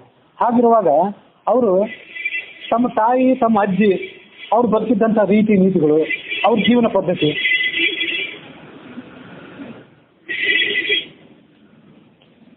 ಮತ್ತು ತಾವು ಈಗ ಬದುಕಿರೋ ರೀತಿ, ಮುಂದೆ ಬದುಕಬೇಕಾದ ರೀತಿ, ನಾಳೆ ತಾವು ಮದುವೆಯಾಗಿ ಬೇರೆ ಸಂಸಾರ ಮಾಡಬೇಕು, ಇದನ್ನೆಲ್ಲವನ್ನು ಮಕ್ಕಳು ಎಷ್ಟು ಆಲೋಚನೆ ಮಾಡ್ತಾರೆ ಅಂತ ಗೊತ್ತಿಲ್ಲ. ತೀರಾ 8-10 ವರ್ಷದ ಮಕ್ಕಳು ಆಲೋಚನೆ ಮಾಡ್ಲಿಕ್ಕಿಲ್ಲ. ಸ್ವಲ್ಪ ವಯಸ್ಸಿಗೆ ಬಂದು ಹೆಣ್ಮಕ್ಳು ಅದನ್ನೆಲ್ಲ ಆಲೋಚನೆ ಮಾಡ್ತಿರ್ತಾರೆ. ಮಾಡುವಾಗ ಇಂಥ ಆಲೋಚನೆಗಳು ಅವ್ರಿಗೆ ಬಂದಾಗ ಅವು ಆಲೋಚನೆಗಳು ರಚನಾತ್ಮಕವಾಗಿದ್ದು ನಮ್ಮ ಸಂಪ್ರದಾಯಕ್ಕೆ ಪೂರಕವಾಗಿದ್ದರೆ ಸನಾತನ ಹಿಂದೂ ಸಮಾಜ ಮತ್ತು ಬ್ರಾಹ್ಮಣ ಸಮಾಜ ಆರೋಗ್ಯವಂತವಾಗಿ ಮುಂದುವರೆದು ಸುಸ್ಥಿತಿಯಲ್ಲಿ ಇರಲಿಕ್ಕೆ ನೆನಪಾಗ್ತದೆ.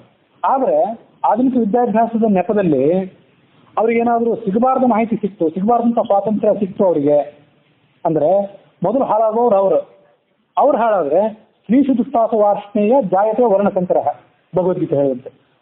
ಪುರುಷರು ಕೆಲವೊಂದು ಹಾಳಾದ್ರೆ ತಾವೊಬ್ಬರೇ ಹಾಳಾಗಿರ್ತಾರೆ. ಅವ್ರು ಹೊರಗೆ ಹೋದ್ರೆ ಅಲ್ಲೇ ಏನು ದುಷ್ಟಕಲ್ಪನೆ ಮಾಡಿ ಮನೆಗೆ ಬರ್ತಾರೆ, ತಪ್ಪು ಕೂತಿರ್ತಾರೆ. ಸ್ತ್ರೀಯರು ಹಾಳಾದ್ರೆ ಇಡೀ ಕುಟುಂಬ ಹಾಳಾದಂತೆ. ತಾವೇ ಹಾಳಾದ್ರೆ ಅವ್ರು ಬೇರೆ ಯಾರನ್ನು ಸಿಗ್ಲಿಕ್ಕೂ ಅವ್ರು ಅಸಮರ್ಥರಾಗ್ತಾರೆ. ಹಾಳಾಗೋದನ್ನು ಬರೀ ಯಾವುದೋ ಒಂದು ನಿರ್ದಿಷ್ಟ ಅರ್ಥದಲ್ಲ, ಹಾಳಾಗೋದು ಅನ್ನೋ ಅರ್ಥಕ್ಕೆ ಅನೇಕ ಆಯಾಮಗಳು, ಅದನ್ನೆಲ್ಲ ನಾನು ಹೇಳಬೇಕಾಗಿಲ್ಲ. ಹೀಗೆ ಆ ಸ್ತ್ರೀಯರನ್ನ ಸುಸ್ಥಿತಿಯಲ್ಲಿಡೋದು ಅವ್ರ ಕರ್ತವ್ಯ ಎಷ್ಟು ಮಟ್ಟಿಗೆ ಇದೆಯೋ ಅಷ್ಟರ ಮಟ್ಟಿಗೆ ಪುರುಷರ ಕರ್ತವ್ಯನೂ ಹೌದು. ವಿಶೇಷವಾಗಿ ಮಠಾಧಿಪತಿಗಳು, ಪಂಡಿತರು ಅಂತ ಅನ್ಸ್ಕೊಂಡವ್ರ ಕರ್ತವ್ಯ. ಹಾಗಾಗಿ ನಾವ್ಯಾಕೆ ನಮ್ಮ ಪತಿಯರನ್ನು ದೇವರು ಅಂತ ಭಾವಿಸಬೇಕು? ಅವ್ರು ನಮಗೇನಾದ್ರು ಸ್ವಲ್ಪ ಆದರೂ ಕಿಮ್ಮತ್ತು ಕೊಡ್ತಾರೇನೋ? ನಮ್ಮ ರೆಕಗ್ನಿಷನ್ಗೆ, ನಮ್ಮ ಐಡೆಂಟಿಟಿಗೆ ಅವ್ರೇನಾದ್ರು ಬೆಲೆ ಕೊಡ್ತಾರೇನೋ ಅಂತ ಅವ್ರು ಆಲೋಚನೆ ಮಾಡಲಿಕ್ಕೆ ಪ್ರಾರಂಭ ಮಾಡಿದ್ದಾರೆ ಈಗಾಗಲೇ. ನಮ್ಮ ಮಾತು ಕೇಳಿ ಅವ್ರು ಆಲೋಚನೆ ಮಾಡಬೇಕಾಗಿಲ್ಲ, ಅವ್ರಿಗಾಗಲೇ ಅದನ್ನ ಆಲೋಚನೆ ಮಾಡಲಿಕ್ಕೆ ಪ್ರಾರಂಭ ಮಾಡಿ ಆಗಿದೆ. ಹೀಗೆ ಆಲೋಚನೆ ಮಾಡಲಿಕ್ಕೆ ಪ್ರಾರಂಭ ಮಾಡಿರೋದ್ರಿಂದ ನಿನ್ನೆ ನಾನೊಂದು ಲೇಖನ ಓದ್ತಿದ್ದೆ. ಆ ಎಲ್ಲ ಲೇಖನದ ಗುಂಪಿನಲ್ಲಿ ನಾವು ಇದ್ದಿದ್ದರಿಂದ ಅಂತ ಹೇಳಬೇಕಾಯ್ತು. ಯಾವುದೋ ಒಂದು ಆಂಗ್ಲ ಪತ್ರಿಕೆಯಲ್ಲಿ ಒಬ್ಬ ಮಹಿಳೆ ಬರ್ತಿದ್ದೆ ಲೇಖನ ಅದು. ಸ್ತ್ರೀಯರಿಗೆ ತಮ್ಮ ಐಡೆಂಟಿಟಿಗೆ, ತಮ್ಮ ರೆಕಗ್ನಿಷನ್ಗೆ, ತಮ್ಮ ವ್ಯಕ್ತಿತ್ವವನ್ನು ಜನ ಗಮನಿಸ್ತಿಲ್ಲ. ನಮ್ಮ ಮನೆಯಲ್ಲಿ, ತವ್ರ ಮನೆಯಲ್ಲಿ, ಗಂಡನ ಮನೆಯಲ್ಲಿ ಸರಿಯಾದಂಥ ಗುರುತು ಸಿಗ್ತಿಲ್ಲ ಅನ್ನೋ ಕಾರಣಕ್ಕಾಗಿ ಅವರು ಸಾಕಷ್ಟು ಆಧುನಿಕ ವಿದ್ಯಾಭ್ಯಾಸ ಪಡೆದು ಒಳ್ಳೆಯ ವೃತ್ತಿ ಇತ್ಯಾದಿಗಳನ್ನು ಅವಲಂಬಿಸ್ಕೊಂಡು ಹೋಗಿ ಮದುವೆ ವಯಸ್ಸನ್ನ ಸಾಧ್ಯಾದಷ್ಟು ಮುಂದೂಡೋದು ಅಥವಾ ಮದುವೆನೇ ಆಗದೇ ಇರೋದು, ಇಂಥ ಎಲ್ಲ ನಿರ್ಧಾರಕ್ಕೆ ಅವರು ಬರ್ತಿದ್ದಾರೆ. ಪುರುಷರು ಬರ್ತಿದ್ದಾರೆ ಇಲ್ಲ ಅಂತಲ್ಲ, ಸ್ತ್ರೀಯರು ಬರ್ತಿರೋದು ಆತಂಕಕಾರಿ ಬೆಳವಣಿಗೆ ಅಷ್ಟೇ. ಈಗ ನಾನು ಹಿಂದೊಂದ್ಸಲಿ ಮೊನ್ನೆ ಹೇಳಿದ್ದೆ, ಇಂಥ ನಾವು ಹಳ್ಳಿ ಸಮಾಜದಲ್ಲಿದ್ದವರಿಗೆ, ಸನಾತನ ಸಮಾಜದಲ್ಲಿದ್ದವರಿಗೆ ಅದ್ರ ಬಿಸಿ ಅಷ್ಟಾಗಿ ತಟ್ಟಿರ್ಲಿಕ್ಕಿಲ್ಲ ಇನ್ನು, ಅಥವಾ ತಟ್ಟಿರಬಹುದು. ವಿಶೇಷವಾಗಿ ನಗರ ಪ್ರದೇಶದಲ್ಲಿದ್ದವರಿಗೆ ಇಂಥ ಸಮಸ್ಯೆಗಳು ಹೆಚ್ಚು, ಆ ಸಮಸ್ಯೆಗಳು ಗುರಿಯಾಗಿರೋದು ಹೆಚ್ಚು. ಹಾಗಾಗಿ ಅವರು ಈಗೆಲ್ಲ ಆಲೋಚನೆ ಮಾಡ್ತಾರಲ್ಲ, ಅದರ ದುಷ್ಪರಿಣಾಮ ಬರೀ ಅವ್ರ ಮೇಲೆ ಆಗೋದಷ್ಟೇ ಅಲ್ಲ, ಒಟ್ಟಾರೆ ಸಮಾಜದ ಮೇಲೂ ಆಗ್ತಿರ್ತದೆ. ಹಾಗಾಗಿ ಇಷ್ಟೆಲ್ಲ ನಾವು ಯಾಕೆ ಕಠಿಣವಾದ ವೃತ್ತಗಳನ್ನು ಮಾಡಬೇಕು? ನಮ್ಮ ಶರೀರ ನಾವು ಶೋಷಣೆ ಮಾಡಿಕೊಂಡು ನಾವು ಮಾಡಬೇಕಾದಂಥ ತ್ಯಾಗ ಏನು? ಯಾತಕ್ಕಾಗಿ ಇದನ್ನು ಮಾಡಬೇಕು? ಬರೀ ಭಗವಂತನ ಹಾಗೆ ಪ್ರಾರ್ಥನೆ ಮಾಡಿದ್ರೆ ಸಾಕಾಗೋದಿಲ್ಲೇನು ಅಂತೆಲ್ಲ ಅವ್ರು ಆಲೋಚನೆ ಮಾಡಿರ್ತಾರೆ. ಅದಕ್ಕೆಲ್ಲ ಏನು ಉತ್ತರ ಕಂಡ್ಕೋಬೇಕು ಅದನ್ನೆಲ್ಲ ನಾವು ಸ್ವಲ್ಪ ಆಲೋಚನೆ ಮಾಡ್ಕೋಬೇಕು. ಬರೇ ಸ್ತ್ರೀಯರಿಗಷ್ಟೇ ಅಲ್ಲ, ಪುರುಷರಿಗೂ ಕೂಡ ಕಠಿಣವಾದಂಥ ಏಕಾದಶಿ ಮೊದಲಾದ ವೃತೋಪವಾಸಗಳನ್ನು ಮಾಡಿದ್ರಿಂದ ನಮಗೆ ಎಷ್ಟರ ಮಟ್ಟಿಗೆ ಅನುಕೂಲ ಆಗ್ತದೆ? ಅಥವಾ ಬರೇ ಭಗವಂತನ ಪ್ರಾರ್ಥನೆ ಮಾಡಿದ್ರೆ ಸಾಕಲ್ಲ? ದಿವಸ ಬೆಳಗ್ಗೆ 4 ಗಂಟೆಗೆ 5 ಗಂಟೆಗೆ ಚಳಿಯಲ್ಲಿ ಎದ್ದು ಸ್ನಾನ ಇತ್ಯಾದಿಗಳನ್ನು ಯಾಕೆ ಮಾಡಬೇಕು? ಶರೀರಕ್ಕೆ ಕಷ್ಟ ಕೊಡುವಂತಹ ವೃತೋಪವಾಸಗಳನ್ನು ಯಾಕೆ ಮಾಡಬೇಕು ಅನ್ನೋದು ಬರೇ ಸ್ತ್ರೀಯರಿಗೆ ಅಷ್ಟೇ ಅಲ್ಲ, ಪುರುಷರಿಗೂ ಅದು ಸಮಾನವಾಗುತ್ತೆ. ಹಾಗಾಗಿ ಶಾಸ್ತ್ರ ಅಷ್ಟು ಕಠಿಣವಾದಂತಹ ವೃತ್ತ ನಿಯಮಗಳನ್ನು ಯಾತಕ್ಕಾಗಿ ಹೇಳ್ತದೆ ಅದನ್ನ ಸ್ತ್ರೀಯರು ಅರ್ಥ ಮಾಡ್ಕೊಳ್ಳೋಕೆ ಪ್ರಯತ್ನ ಪಡಬೇಕು ಮತ್ತು ಪುರುಷರು ಅರ್ಥ ಮಾಡ್ಕೊಳ್ಳೋಕೆ ಪ್ರಯತ್ನ ಪಡಬೇಕು. ಈಗ ನಾವು ಆಚರಣೆ ಮಾಡೋ ಧರ್ಮ ಏನಿದೆಯಲ್ಲ, ಇದು ನಾವು ಕೆಲವು ಸರಿ ಅದನ್ನು ಟೀಕೆ ಮಾಡ್ತೇವೆ, ಕೆಲವು ಸರಿ ಅದನ್ನು ಪೂರ್ಣ ಮನಸ್ಸಿನಿಂದ ಮಾಡ್ತೀವಿ, ಎಷ್ಟೋ ಸರಿ ಅದನ್ನು ಬಹುತೇಕ ಸಂದರ್ಭದಲ್ಲಿ ಅದನ್ನು ಬೈತಾ ಅನಿವಾರ್ಯವಾಗಿ ಮಾಡೋದೇ ಹೆಚ್ಚು. ನಮ್ಮ ಧರ್ಮ ಏನಿದೆ ಇದೊಂದು ತೆಂಗಿನಕಾಯಿ ಇದ್ದಂಗೆ. ನಾವು ತಿನ್ನೋದು ತೆಂಗಿನ ಮೇಲಿನ ಚಿಪ್ಪನ್ನಲ್ಲ, ಒಳಗಿನ ಕಾಯಿಯನ್ನ. ನಮಗೆ ಬೇಕಾದ್ದು ತಿರುಳು. ಆದರೆ ತಿರುಳನ್ನ ನಿಸರ್ಗ ಎಷ್ಟು ಗಟ್ಟಿಮುಟ್ಟಾಗಿ ಇಟ್ಟಿದೆ ಅಂತಂದ್ರೆ ಆ ತಿರುಳಿಗೆ ಧಕ್ಕೆ ಬರಬಾರ್ದಲ್ಲ. ಅದಕ್ಕಾದ ಮೇಲೆ ಅದೊಂದು ಬಲಿಷ್ಠವಾದಂಥ ಚಿಪ್ಪನ್ನಿಟ್ಟು ಅದಕ್ಕೇನೂ ಆಗಬಾರ್ದು. ಅಷ್ಟು ಸುರಕ್ಷಿತವಾಗಿ ಅದರೊಳಗಿರುವಂಥ ನೀರು, ಒಂದು ವೇಳೆ ಅದರೊಳಗಿಂತ ಕೊಬ್ಬರಿಗೆ ಏನಾದ್ರು ಆಗ್ಬೋದು, ನೀರಿಗೆ ಧಕ್ಕೆ ಬರಬಾರ್ದಲ್ಲ.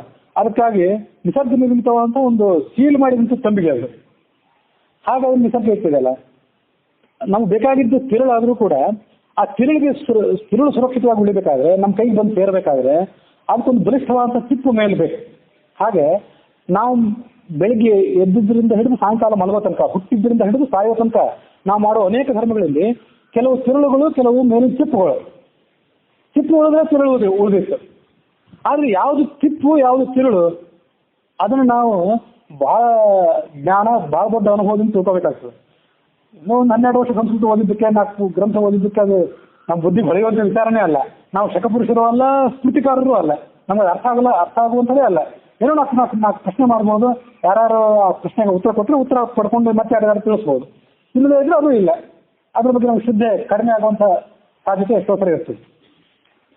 ಹಾಗಾಗಿ ಆ ಸ್ತ್ರೀಯರು ಯಾತಕ್ಕಾಗಿ ಪತಿಯನ್ನ ನಮ್ಮ ದೇವರು ಅಂತ ತಿಳ್ಕೊಂಡಿದ್ದೆಲ್ಲ ಮಾಡಬೇಕು ಎನ್ನುವಂಥ ಪ್ರಶ್ನೆಗಳಿಗೆಲ್ಲ ಹುಟ್ಟಿ ಅದು ಅವರ ಸ್ವಚ್ಛಂದ ವರ್ತನೆಗೆಲ್ಲ ನಿಧಾನವಾಗಿ, ಅದು ಒಂದು ದಿವಸದಲ್ಲಿ ಗೊತ್ತಾಗುವಂಥದ್ದಲ್ಲ, ಒಂದು ದಿವಸದಲ್ಲಿ ಪರಿಣಾಮನೇ ಗೊತ್ತಾಗೋದಿಲ್ಲ. ಒಂದ್ಸರಿ ಮದ್ಯಪಾನ ಮಾಡಿದ್ರೆ ಮನುಷ್ಯ ಅದ್ರ ಪರಿಣಾಮ ಒಂದೇ ದಿವಸದಲ್ಲಿ ಗೊತ್ತಾಗ್ಬೋದು, ವಾಂತಿ ಆಗ್ಬೋದು. ಆದರೆ ಸ್ತ್ರೀಯ ತಲೆಯಲ್ಲಿ ಅಂಥವು ಕೆಲವು ವಿಚಾರಗಳು ಹೊಕ್ಕು ಆಕೆಯನ್ನು ನಿಧಾನವಾಗಿ ಯಾವ ಮಾರ್ಗಕ್ಕೆ ಒಯ್ತವೆ ಮುಂದೆ. ಕೆಲವು ಸರಿ ಆ ಥರ ವಿಚಾರ ಮಾಡಿದ್ರೆ ಒಬ್ಬ ಸ್ತ್ರೀ ಶುದ್ಧವಾಗಿ ಉಳಿಬಹುದು. ಒಟ್ಟಾರೆ ಸಮಾಜದ ಮೇಲೆ ಅದರಿಂದ ಆಗುವ ಪರಿಣಾಮಗಳೇನು ಅದನ್ನೆಲ್ಲ ಆಲೋಚನೆ ಮಾಡಬೇಕು. ಆಲೋಚನೆ ಮಾಡಿ ನಾನು ಅದನ್ನು ಹೇಳೋದೇನೆಂದ್ರೆ, ಸಂಪ್ರದಾಯ ಬದಲಾಗಬೇಕು ಅಂತಲ್ಲ. ಯಾಕಂದ್ರೆ ಮೊದಲೇ ಹೇಳಿದೆ, ನಾವು ಸ್ಮೃತಿಕಾರರು ಅಲ್ಲ, ನಾವೇನು ಯಾವುದೇ ಹರಿಕಾರರು ಅಲ್ಲ. ಹಾಗಾಗಿ ಸಂಪ್ರದಾಯ ಬದಲಾಗಬೇಕು ಅಂತ ಹೇಳುವಂಥ ಅಧಿಕಾರವೇ ನಮ್ದಲ್ಲ, ಆ ಯೋಗ್ಯತೆಯೂ ನಮ್ದಲ್ಲ. ಬದಲಾಗಬೇಕಾದೇನೆಂದ್ರೆ ನಮ್ದೊಂದು ಮನೋಭಾವ. ಇದು ನಿನ್ನೆ ಮೊನ್ನೆ ಮಾಡಿದ ಸತ್ಯ ಸ್ವಂತ ಫಲಶ್ರುತಿ. ಏನು ಬದಲಾವಣೆ ಆಗಬೇಕು? ಸ್ತ್ರೀ ಗಂಡನನ್ನ ಬಹುವಚನದಿಂದ ಕರೀತಾರೆ. ಆಕಸ್ಮಿಕವಾಗಿ ನೀವು ಎಂದಾದ್ರೂ ಒಂದು ದಿವಸ ಆತನನ್ನು ಏಕವಚನದಿಂದ ಕರೆದ್ರೂ ಕೂಡ ನೀವೆಷ್ಟು ಬಾರಿ ಅವನನ್ನು ಏಕವಚನದಿಂದ ಕರಿತೀರೋ ಅಷ್ಟು ಅವನಿಗೆ ಆಯುಷ್ಯ ಕಡಿಮೆ ಆಗ್ತದೆ ಅಂತ ಹೇಳಿ ಮಾತಿದೆ. ಇಂಥವೆಲ್ಲ ಅನೇಕ ನೀತಿ ನಿಯಮಗಳನ್ನ ನಾವು ಅವಲಂಬಿಸ್ತೇವೆ. ಗಂಡ ಹೆಂಡತಿಯನ್ನ ಬಹುವಚನದಲ್ಲಿ ಕರಿಬೇಕಂತ ನಿಯಮ ಏನಿಲ್ಲ. ಬಹುವಚನದಲ್ಲಿ ಕರೆದವ್ರು ಯಾರನ್ನು ನಾವು ನೋಡಲಿಕ್ಕೂ ಇಲ್ಲ. ಇದನ್ನೊಂದು ಉದಾಹರಣೆನ ತಗೊಂಡೆ. ನಿರ್ದಿಷ್ಟವಾಗಿ ಇದೇ ಧರ್ಮ ಅಂತ ನಾನು ಹೇಳಿಕೊಡ್ತಿಲ್ಲ, ಅದನ್ನ ಇದನ್ನೊಂದು ಉದಾಹರಣೆ ನಾನು ತಗೊಂಡೆ. ಯಾಕೆ ಉದಾಹರಣೆನ ತಗೊಂಡೆ ಅಂತಂದ್ರೆ, ಬದಲಾಗಬೇಕಾದದ್ದು ಸಂಪ್ರದಾಯ ಅಲ್ಲ, ಬದಲಾಗಬೇಕಾದದ್ದು ಮನೋಭಾವ ಅಂತ ನಾನು ಹೆಸರಿನಲ್ಲ. ನಾನು ಒಬ್ಬರು ನೋಡಿದೆ, ನಮ್ಮ ಶಿಕ್ಷಕರವರು. ಅವರು ತಮ್ಮ ಹೆಂಡತಿನ ಹೆಸರಿನಿಂದ ಹಿಡಿದೇ ಕರೀತಿದ್ರು. ಆದರೆ ಇವತ್ತಿಗೂ ಅವರಿಗೆ 70-75 ವರ್ಷ ವಯಸ್ಸಾಗಿರ್ಬೇಕು ಆ ಶಿಕ್ಷಕರಿಗೆ. ಅವ್ರ ಪತ್ನಿಗೂ 65-66 ವಯಸ್ಸಾಗಿರ್ಬೇಕು. ಅವ್ರಿಗೆ ಆ ಪತ್ನಿನ ಬಹುವಚನದಿಂದ ಕರೀತಾರೆ, ಹೆಸರು ಹಿಡಿದು ಕರೀತಾರೆ, ಆದ್ರೂ ಬಹುವಚನದಿಂದ ಕರೀತಾರೆ. ನೀವು ನಿಮ್ಮ ಪತ್ನಿಯನ್ನು ಬಹುವಚನದಿಂದ ಕರೀರಿ ಅಂತ ಅವ್ರಿಗೆ ಯಾವ ಸ್ಥಿತಿ ಹೇಳಲಿಲ್ಲ, ಯಾವ ಶಾಸ್ತ್ರ ಹೇಳಲಿಲ್ಲ. ಆಗ ಅವ್ರು ಕರೆದ್ರಲ್ಲ. ಪ್ರಶ್ನೆ ಇರೋದು ಏಕವಚನದ ಬಹುವಚನದಲ್ಲ, ಆ ಏಕವಚನದ ಮತ್ತು ಬಹುವಚನದ ಹಿಂದಿರುವಂಥ ಮೆಂಟಾಲಿಟಿ. ನೀವು ನಿಮ್ಮ ಪತ್ನಿಯನ್ನು ಏಕವಚನದಿಂದ ಕರೆದ್ರೂ ಕೂಡ ಅವ್ರನ್ನ ದುಷ್ಟ ಮಾತುಗಳಿಂದ, ಗೌರವಕ್ಕೆ ಧಕ್ಕೆ ಬರುವಂತಹ, ಆಕೆ ಆತ್ಮಗೌರವಕ್ಕೆ ಧಕ್ಕೆ ಬರುವಂತಹ ಮಾತುಗಳಿಂದ ಕರೆದಿದ್ದಾದ್ರೆ ಅದು ಅವ್ರ ಮನಸ್ಸಿನ ಮೇಲೆ ಏನು ಪರಿಣಾಮ ಬೀರ್ಬೋದು, ಅವಳಿಗೆ ಬೀರ್ದೇ ಇದ್ರು ಅವಳ ಮಕ್ಕಳಿಗೆ, ನಾವು ಮೊಮ್ಮಕ್ಕಳಿಗೆ ಏನು ಪರಿಣಾಮ ಬೀರ್ಬೋದು ಅಂತ ಸ್ವಲ್ಪ ನಾವು ಅದನ್ನ ಆಲೋಚನೆ ಮಾಡಬೇಕು. ನಿಮ್ಮಲ್ಲಿ ಯಾರೋ ಅಷ್ಟೇ ಕರೆದಿರ್ಲಿಕ್ಕಿಲ್ಲ, ಇದ್ರೆ ನಾನು ಯಾಕೆ ಮಾತು ಹೇಳ್ತಿದ್ದೀನಿ ನಿಮ್ಗೆ ಸ್ವಲ್ಪ ಆಶ್ಚರ್ಯ ಅನಿಸ್ಬೋದು. ಆದ್ರೆ ಎಷ್ಟೋ ಸಂದರ್ಭಗಳು ನಿಮ್ಮ ಸುತ್ತಮುತ್ತಲು ನೀವು ನೋಡಿರ್ತೀರಿ.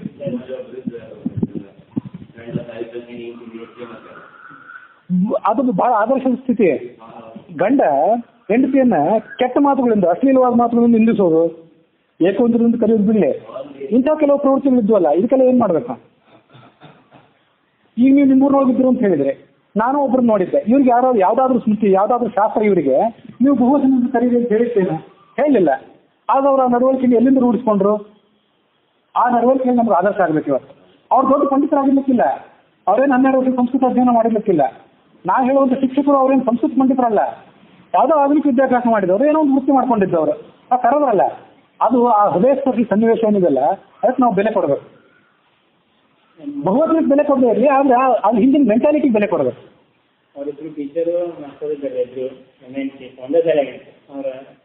ಬಹುವಚನ ಕರೆದು ಅದು ಹೋಗ್ಲಿ.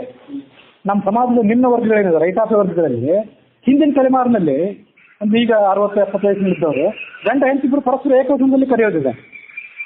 ಅವರ ಮಕ್ಕಳು, ಅವ್ರ ಹೊಸೆಂದ್ರು ತಮ್ಮ ಗಂಡನನ್ನು ಬಹುವಚನವನ್ನು ಕರೀತಾರೆ. ಯಾಕಂದ್ರೆ ಅವರೀಗ ನಾಗರಿಕತೆಯ ಸಂಸ್ಕೃತಿ ಅನ್ನುವಂಥ ಭ್ರಾಂತಿ ಬಿದ್ದಿದ್ದಾರೆ. ವಾಸ್ತವಿಕವಾಗಿ ನಾಗರಿಕತೆ ಮತ್ತು ಸಂಸ್ಕೃತಿ ಅನ್ನೋದು ಒಂದು ಶುದ್ಧ ಭ್ರಾಂತಿ.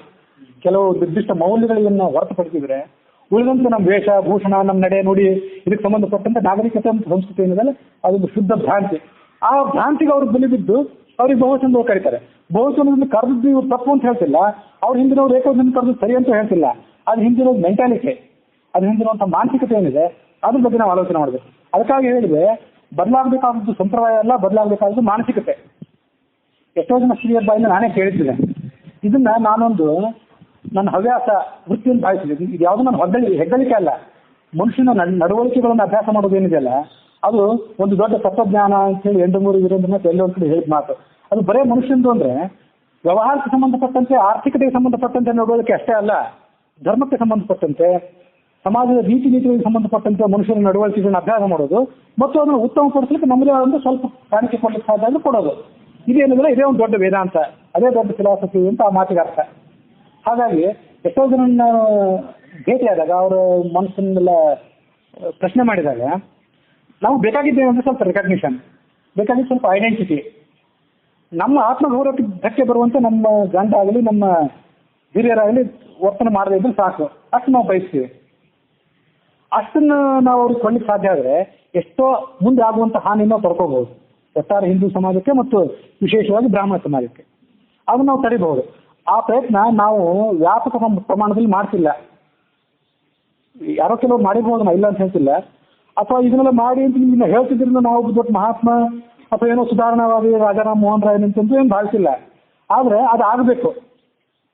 ಎಷ್ಟು ಪ್ರಮಾಣದಲ್ಲಿ, ಯಾವ ಪ್ರಮಾಣದಲ್ಲಿ ಹಾನಿ ಆಗ್ತಿದೆಯೋ ಅಷ್ಟು ಪ್ರಮಾಣದಲ್ಲಿ ಸುಧಾರಣೆ ಆಗ್ತಿಲ್ಲ ಅನ್ನೋದು ನೋವಿನ ಸಂಗತಿ ಅಷ್ಟೇ. ಅದಕ್ಕಾಗಿ ಆ ಮಾತುಗಳನ್ನೆಲ್ಲ ಹೇಳಬೇಕಾಯ್ತು. ಸಂಸ್ಕೃತದಲ್ಲಿ ಏಕವಚನಕ್ಕೆ ಸಮಾನವಾಗಿ ತ್ವಂ ಅನ್ನೋ ಶಬ್ದ ಇದೆ, ನೀನು ಅನ್ನೋದು. ಹಿಂದಿಯಲ್ಲಿ ತು ಅಂತ ನೀವು ಅದನ್ನು ನೋಡ್ತೀವಿ. ಕನ್ನಡದ ತಾವು ಮತ್ತು ಹಿಂದಿಯ ಆಪ್ ಅನ್ನೋದಕ್ಕೆ ಪರ್ಯಾಯವಾಗಿ ಸಂಸ್ಕೃತದಲ್ಲಿ ಭವತಿ ಅಂತಿದೆ. ಯಾವ್ದಾದ್ರು ಗಂಡಸರು, ಗಂಡ ಹೆಂಡತಿ, ನಾವಿಬ್ರು ಕೂಡ ಸಂಸ್ಕೃತ ಭಾಷೆಯನ್ನು ಕಲಿಯೋಣ. ನನಗೆ ನೀನು ಭವಾನನ್ನು, ನಾನು ನಿನಗೆ ಭವತಿ ಅಂತೇನೆ. ಅದು ಏಕವಚನವೇ, ನೆನಪಿರ್ಲೆ. ನೀವು ನಿಮ್ಮ ಹೆಂಡತಿಗೆ ಭವತಿ ಅಂದ್ರೆ, ನಿಮ್ಮ ಹೆಂಡತಿ ನಿಮ್ಗೆ ಭವಾನ್ ಅಂದ್ರೆ ಅದು ಏಕವಚನನೇ. ಆಗ ಅದು ಗೌರವವನ್ನು ಸೂಚನೆ ಮಾಡುವಂಥದ್ದು. ನೀವು ನಿಮ್ಮ ಪರಸ್ಪರ ಗೌರವಕ್ಕೆ ಧಕ್ಕೆ ಬರದೇ ಇರುವಂತ ಹಾಗೆ ಮಾಡ್ಕೋಬಹುದಲ್ಲ. ಆದ್ರೆ ಅದನ್ನ ಎಷ್ಟು ಜನ ಮಾಡಿದ್ದಾರೆ? ಯಾರೋ ಕೆಲವರು ಸಂಸ್ಕೃತ ಸೇವಾ ಪ್ರತಿಷ್ಠಾನದವರು ಗಂಡ ಹೆಂಡತಿ ಇಬ್ರು ಸಂಸ್ಕೃತ ಕಲಿತು ಸಂಸ್ಕೃತಕ್ಕಾಗಿ ಜೀವನ ಮುಡಿಸಿದ್ದವ್ರು ಅದನ್ನ ಮಾಡಬಹುದು. ಇದೆಲ್ಲ ಯಾಕೆ ಉದಾಹರಣೆ ಕೊಡ್ತಿದ್ದೀನಿ ಅಂದ್ರೆ, ಮಾಡಬೇಕು ಅಂತಿದ್ದವ್ರು ಕೆಲವರು ಇದ್ದಾರೆ, ಮಾಡದೇ ಇದ್ದವ್ರು ಬಹಳ ಇರ್ಬೋದು, ಅವ್ರು ಮಾಡಬೇಕು ಅಂತಿದ್ದವ್ರು ಕೆಲವರು ಇದ್ದಾರೆ ಅನ್ನೋದಕ್ಕಾಗಿ ಅದನ್ನೆಲ್ಲ ನೀವು ನಾ ಹೇಳಿದೆ. ಇದು ಒಂದು. ನಿಮ್ಮ ಹೆಂಡತಿ ನಿಮಗೆ ಕಾಲಿಗೆ ಬೀಳ್ತಾರೆ, ನೀವೇ ನಮ್ಮ ದೇವರು ಅಂತೀವಿ. ನೀವು ಮದುವೆ ಆದ ದಿವಸದಿಂದ ಹಿಡಿದು ನೀವು ಸಾಯೋ ತನಕ ಅವಳು ಬದುಕಿದ್ರೆ ಎಲ್ಲ ಬೀಳ್ತಿರ್ತಾರೆ. ಇದನ್ನೆಲ್ಲ ನೀವು ನೋಡಿದ್ರಿ. ನೀವೇ ನಮ್ಮ ಪರದೈವ, ನೀವೇ ನಮ್ಮ ಗತಿ ಅಂತೆಲ್ಲ ಬೀಳ್ತಿರ್ತಾರೆ. ನೀವೆಂದಾದ್ರೂ ಒಂದು ದಿವಸ ನಿಮ್ಮ ಹೆಂಡತಿಗೆ ಇಲ್ಲ ನೀನೇ ನಮ್ಮ ದೇವತೆ ಅಂತ ಹೇಳಿದ್ದಿದ್ದೇನು? ನಿಮ್ಮೇಲೆ ನನ್ನ ಆಕ್ಷೇಪ ಅಲ್ಲ. ಯಾಕಂದ್ರೆ ನಾವು ಹೇಳೋ ಎಲ್ಲಾ ಮಾತುಗಳು ಅಪ್ರಾಯೋಗಿಕ. ನಾನ್ ಜೀವನದಲ್ಲಿ ತಂದದ್ದಲ್ಲ. ನಿಮ್ಗೆ ಎಷ್ಟೊಂದು ಅನಿಸ್ತಿರ್ಬೋದು, ಏನು ಯಾವ್ದನ್ನು ಜೀವನದಲ್ಲಿ ಪ್ರಾಯೋಗಿಕವಾಗಿ ತಂದ್ರೆ ನೀನು ಮಾತಾಡ್ತೀನಿ ಅಂತ ನಿಮ್ಗೆ ಅನಿಸ್ಬೋದು. ನಿಮ್ಗೆ ಹಂಗೆ ಅನ್ಸಿದ್ರು ತೊಂದರೆ ಇಲ್ಲ, ಅದು ಹೇಳೋದು ನನ್ನ ಕರ್ತವ್ಯ ಅಂತ ನಾನು ಹೇಳ್ತೇನೆ. ನೀವು ನಿಮ್ಮ ಹೆಂಡತಿಯಿಂದ ನಿನ್ನ ದೇವತೆ ಇದ್ದಾಳೆ, ನೀವು ದೇವಿ ಸ್ವರೂಪ ಅಂತ ಅಂದಿದ್ದೀರೇನು ಅಂದ್ರೆ ಅದು ಶಾಸ್ತ್ರಕ್ಕೆ ವಿರುದ್ಧವಾದ ಮಾತಲ್ಲ ಅನ್ನೋದು ನಾವು ನೆನ್ಪಿಟ್ಕೋಬೇಕು. ಕಾರಣ ಇಷ್ಟೇ, ಹಿಂದೊಮ್ಮೆ ಪೃಥು ಚಕ್ರವರ್ತಿ ಮತ್ತು ಆತನ ಪತ್ನಿ ಅಥವಾ ಅರ್ಚಿಯ ಬಗ್ಗೆ ನಾವು ಮಾಹಿತಿಯನ್ನು ನೋಡಿದ್ವಿ. ಅದನ್ನು ಮತ್ತೊಮ್ಮೆ ಮೊನ್ನೆ ಓದಿದೆ ಹಳೆಯದನ್ನೆಲ್ಲ ಭಾಗವತ ಶಾಸ್ತ್ರದಲ್ಲಿ ಹಿನ್ನೆಲೆಯಲ್ಲಿ. ಪೃಥು ಚಕ್ರವರ್ತಿಯಲ್ಲಿ ಎಲ್ಲ ರಾಜರಲ್ಲೂ ವಿಷ್ಣುವಿನ ಸನ್ನಿಧಾನ ಮತ್ತು ಎಲ್ಲ ಸ್ತ್ರೀಯರಲ್ಲೂ ಲಕ್ಷ್ಮೀದೇವಿ ಸನ್ನಿಧಾನ. ಬರೀ ರಾಜರಲ್ಲಿ ಅಂತಲ್ಲ, ನಮ್ಮೊಳಗೂ ಇರ್ತದಲ್ಲ. ವಿಶೇಷವಾಗಿ ಚಕ್ರವರ್ತಿಗಳಿಗೆ, ವಿಶೇಷವಾಗಿ ಪೃಥು ಹೈಹಯ ಮೊದಲಾದಂಥ ಚಕ್ರವರ್ತಿಗಳಲ್ಲಿ ಏಷ ಸಾಕ್ಷಾತ್ ಧರೆಯರ್ಹಂಶಃ ಕಲಾ ಭುವನ ಪಾಲನಿ, ಜಗತ್ತನ್ನು ಪಾಲನೆ ಮಾಡುವಂಥ ರಾಜರಾಜೇಶ್ವರ ಅನ್ನುವಂಥ ಭಗವಂತನ ಸನ್ನಿಧಾನ ಅವನಲ್ಲಿ ಇತ್ತು ಅಂತಿದೆಯಲ್ಲ, ಹಾಗೆ ಅವಳಲ್ಲಿ ಲಕ್ಷ್ಮೀದೇವಿ ಸನ್ನಿಧಾನ ಇತ್ತು. ಅದು ಅವಳಲ್ಲಿ ಅಷ್ಟೇ ಅಲ್ಲ, ನಿಮ್ಮ ಹೆಂಡತಿಯಲ್ಲಿ ಎಲ್ಲರಲ್ಲೂ ಇದೆ. ಅದು ನೀವು ಅದನ್ನು ಗುರುತಿಸಿದ್ರೇನು? ನೀನು ನನ್ನ ಕಾಲಿಗೆ ಬಿದ್ದಿ, ನಾನು ನಿನ್ನ ಕಾಲಿಗೆ ಬೀಳಲಿಕ್ಕೆ ಆಗದೆ ಇರಬಹುದು, ಬೇಡ. ಕನಿಷ್ಠ ಪಕ್ಷ ನಿನ್ನಲ್ಲಿ ಒಂದು ಲಕ್ಷ್ಮೀದೇವಿ ಸನ್ನಿಧಾನ ಇದೆ, ನಿನ್ನ ಸನ್ನಿಧಾನಕ್ಕೆ ಅಪಚಾರ ಆಗುವಂತೆ ನಡ್ಕೊಳ್ಬೇಕಾದ ನನ್ನ ಜವಾಬ್ದಾರಿ ಅಂತ ನಾವು ಮದುವೆ ಸಂದರ್ಭದಲ್ಲಿ ಅಥವಾ ಉಳಿದಾದ ಸಂದರ್ಭದಲ್ಲಿ ನಮ್ಮ ಹೆಂಡತಿಯರ ಕುರಿತು ನಾವು ಹೇಳಿದ್ದೇವೇನು? ಹೇಳಿದ್ರೆ ನಿಮ್ಮ ಹೆಂಡತಿಗೆ ಎಷ್ಟು ಸಂತೋಷ ಆಗ್ಬೋದು ಅಂತ ನಾವೆಂದಾರು ಆಲೋಚನೆ ಮಾಡಿದ್ದೇವೇನು? ಇದು ನಾವು ಸಂಪ್ರದಾಯ ಬದಲಾವಣೆ ಆಗ್ಬೇಕು ಅಂತ ಹೇಳ್ತಿಲ್ಲ, ಅದು ನನ್ನ ಯೋಗ್ಯತೆನೇ ಅಲ್ಲ. ಅದು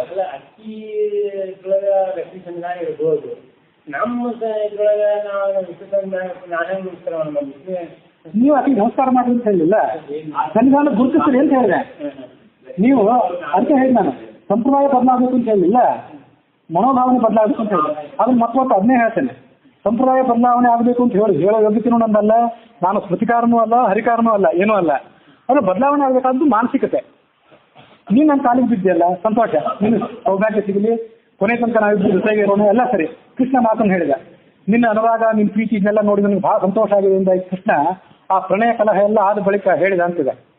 ಹಾಗೆ ನಾವು ನಮ್ಮ ಪತ್ನಿಗೆ ಇಷ್ಟೆಲ್ಲ ನೀನು ನನ್ನ ಸಲುವಾಗಿ ಆದರ ತೋರಿಸ್ತಿದ್ದಿ, ನನಗೆ ಬಹುವಚನ ಕೊಡ್ತೀವಿ, ನನ್ನ ಸಲುವಾಗಿ ಪುಣ್ಯಕ್ಕೆ ಬರ್ತಾ ಮೊದಲಾದಂಥ ವ್ರತಗಳನ್ನ ಅದನ್ನೇ ಮಾಡಿದ್ರೆ ಬಹುದು. ಎಷ್ಟೋ ವ್ರತಗಳನ್ನ ನೀವು ಮಾಡಿರ್ತೀರಿ. ಇದನ್ನೆಲ್ಲ ನೀನು ನನ್ನ ಸಲುವಾಗಿ ಮಾಡ್ತಿದ್ದೆ, ಕುಟುಂಬ ಸಲುವಾಗಿ ಮಾಡ್ತಿದ್ದೆ. ಆಧುನಿಕ ವಿದ್ಯಾಭ್ಯಾಸ ಎಲ್ಲ ನೀವು ಪಡ್ಕೊಂಡವಳು ಆದರೂ, ಪಡ್ಕೊಳ್ಳೋ ಯೋಗ್ಯತೆ ಇದ್ರು, ಉದ್ಯೋಗ ಮಾಡುವಂಥ ಧನ ಗಳಿಸುವಂಥ ಶಕ್ತಿ ನಿನಗಿದ್ರು, ನೀನು ಎಲ್ಲನೂ ಬಿಟ್ಟು ಕುಟುಂಬ ಸಲುವಾಗಿ ಬದುಕಿದೆಯಲ್ಲ, ಅದು ನಮ್ಮ ಭಾರತೀಯ ಸಮಾಜದ ವೈಶಿಷ್ಟ್ಯ. ಹಾಗಾಗಿ ನಮ್ಮ ಸಮಾಜ ಇವತ್ತು ಪಾಶ್ಚಿಮಾತ್ಯ ಸಮಾಜಗಳಿಗೆ ಹೋಲಿಸಿದ್ರೆ ಆರೋಗ್ಯವಂತವಾಗಿರೋದು ಇದು. ಆದರೆ ಆ ಆರೋಗ್ಯ ಏನಿದೆಯಲ್ಲ, ಆರೋಗ್ಯ ನಿಧಾನವಾಗಿ ಧಕ್ಕೆಗೊಳಗಾಗ್ತದೆ. ಅದಕ್ಕಾಗಿ ಈ ಮಾತು ಹೇಳಬೇಕಾಯ್ತು. ಅದಕ್ಕಾಗಿ ಬದಲಾವಣೆ ಆಗಬೇಕಾದ ಸಂಪ್ರದಾಯ ಅಲ್ಲ, ಮಾನಸಿಕತೆ. ನಾವು ನಿಮ್ಮಲ್ಲಿ ದೇವತೆಯ ಸನ್ನಿಧಾನ ಇದೆ, ನಿಮ್ಮ ಸನ್ನಿಧಾನವನ್ನು ನಾವು ಗುರುತಿಸ್ತೇವೆ, ನಿಮ್ಮ ಸನ್ನಿಧಾನಕ್ಕೆ ಅಪಚಾರ ಆಗದೇ ಇರುವಂತೆ ನಿಮ್ಮನ್ನೆಂದು ನಾವು ದೈಹಿಕವಾಗಿ ಆದರೂ ಮಾನಸಿಕವಾಗಿ ಆದರೂ ಹಿಂಸಿಸೋದಿಲ್ಲ ಎಂಬುದಾಗಿ ಪತ್ನಿಗೆಂದಾದರೂ ಭರವಸೆ ಬರುವಂತೆ ನಡ್ಕೊಂಡಿದ್ದೇವೇನು? ಸ್ವಾರಸ್ಯ ಅಂದ್ರೆ ಇದಕ್ಕೆಲ್ಲದಕ್ಕೂ ಶಾಸ್ತ್ರದ ವಿರೋಧ ಏನಿಲ್ಲ.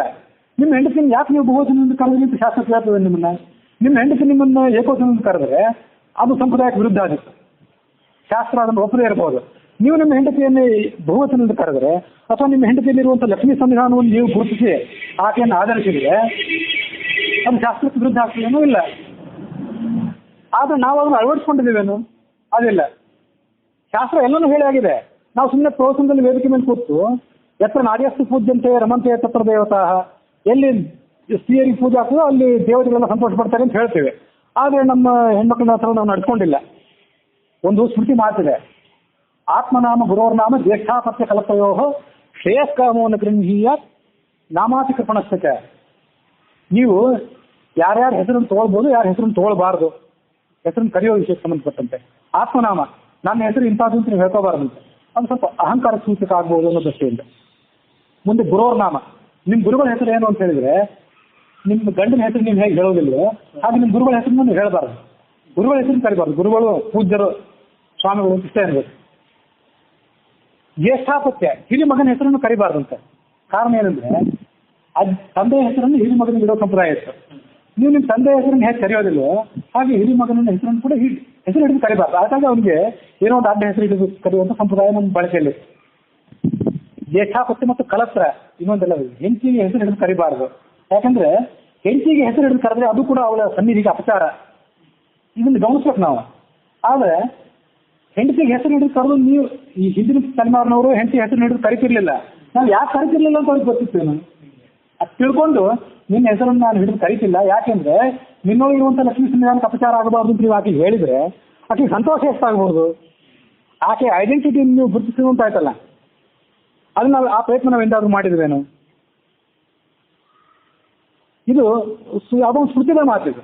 ಇಂಥವನ್ನ ನಾವು ನಮ್ಮ ಜೀವನದಲ್ಲಿ ಅಳವಡಿಸೋದು. ಮತ್ತೊಮ್ಮೆ ಹೇಳೋದ್ರಿಂದ ಬದಲಾಗಬೇಕಾದ ಸಂಪ್ರದಾಯ ಅಲ್ಲ, ಬದಲಾಗಬೇಕಾದ ಮಾನಸಿಕತೆ. ಇಷ್ಟು ಬದಲಾವಣೆ ಆದರೆ ಅವರು ಯಾವುದೇ ಕೆಟ್ಟ ವಿಚಾರಗಳ ಬಗ್ಗೆ ಅವ್ರ ಮನಸ್ಸು ಹರಿಸಬೇಕಾಗಿಲ್ಲ. ನಮಗೆ ಸ್ವಾತಂತ್ರ್ಯ ಕೊಡಿ ಎಂಬುದಾಗಿ ಅವರು ರಸ್ತೆಗೆ ಬಂದು ಜಾಥಾನೂ ಮಾಡಬೇಕಾಗಿಲ್ಲ, ಪ್ರದರ್ಶನಗಳು ಮಾಡಬೇಕಾಗಿಲ್ಲ. ಆವಾಗ ಮಹಿಳಾ ಹಕ್ಕು ಹೋರಾಟಗಾರರಿಗೆ ಯಾವ ಕೆಲಸನೂ ಇಲ್ಲ. ಸಮಾಜ ತನ್ನ ಸ್ಥಿತಿಯಲ್ಲಿ ಹೇಗಿರ್ಬೇಕು ಅದು ನಡ್ಕೊಂಡು ಹೋಗ್ತದೆ. ಅಷ್ಟು ನಾವು ಮಾಡಿದ್ರೆ ಸಾಕಲ್ಲ. ಇದನ್ನ ನಾವು ಎಲ್ಲ ಹಿಂದೂ ಸಮಾಜದವರು, ವಿಶೇಷವಾಗಿ ಬ್ರಾಹ್ಮಣ ಸಮಾಜದವರು ನಾವು ಸುಮ್ಮನೆ ಕೊರಗುತ್ತೀವಿ ಅಷ್ಟೇ. ನಮ್ಮ ಮಕ್ಕಳೆಲ್ಲ ಹಾಳಾಗಿ ಹೋದ್ರು, ಬೇರೆ ಯಾರನ್ನೂ ಮದುವೆಯಾಗಿ ಹೋದ್ರು ಅಂತೆಲ್ಲ ಕೊರಗ್ತೀವಿ. ಆದರೆ ಅದಕ್ಕೆ ನಾವು ಬದಲಾವಣೆ ಏನು ಮಾಡ್ಕೊಂಡಿದ್ದೀವಿ, ಏನು ಅದನ್ನು ತಡೆಗಟ್ಟಲಿಕ್ಕಾಗಿ ನಾವು ಏನು ಪ್ರಯತ್ನ ಪಡ್ತೀವಿ ಅದನ್ನು ನಾವು ಗಮನಿಸಬೇಕು. ಹೆಣ್ಮಕ್ಳು ಮದುವೆ ವಯಸ್ಸಿನ ಮುಂದೂಡ್ತಾ ಇರೋದು ಮತ್ತು ಅವಿವಾಹಿತರಾಗಿ ಉಳಿಬೇಕು ಅಂತ ಬಯಸ್ತಿರೋದು ಏನಿಲ್ಲ ದೊಡ್ಡ ತೊಂದರೆ. ಅದನ್ನು ಗಮನಿಸಬೇಕು.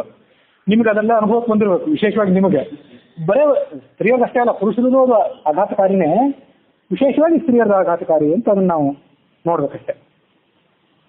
ಎಲ್ಲಕ್ಕಿಂತ ಹೆಚ್ಚಾಗಿ ವಿಧವೆಯರ ಸ್ಥಿತಿಗತಿಗಳ ಉತ್ತಮಪಡಿಸಕ್ಕೆ ನಾವೇನು ಆಲೋಚನೆ ಮಾಡಿದ್ವಿ? ನಿಮ್ಮ ಸಮಾಜದಲ್ಲಿ, ವಿಶೇಷವಾಗಿ ದಕ್ಷಿಣ ಭಾರತ ಸಮಾಜದಲ್ಲಿ ಅಷ್ಟು ವಿಧವೆಯರ ಸ್ಥಿತಿ ಹೀನಾಮಾನವಾಗಿಲ್ಲ. ಇದಿರ್ಬೋದು ಸ್ವಲ್ಪ, ಅದು ಅಷ್ಟಿಲ್ಲ. ಈ ಸ್ತ್ರೀಯರಿಗೆ ಸಂಬಂಧಪಟ್ಟಂತೆ ಮಾತಾಡಬೇಕಾದ್ರಿಂದ ಇದನ್ನು ನಾನು ಹೇಳಬೇಕಾಯ್ತು. ಉತ್ತರ ಭಾರತದಲ್ಲಿ ಸ್ತ್ರೀಯರ ಸ್ಥಿತಿಗತಿ, ವಿಶೇಷವಾಗಿ ವಿಧವೆಯರ ಸ್ಥಿತಿಗತಿ ಅಷ್ಟು ಉತ್ತಮವಾಗಿಲ್ಲ.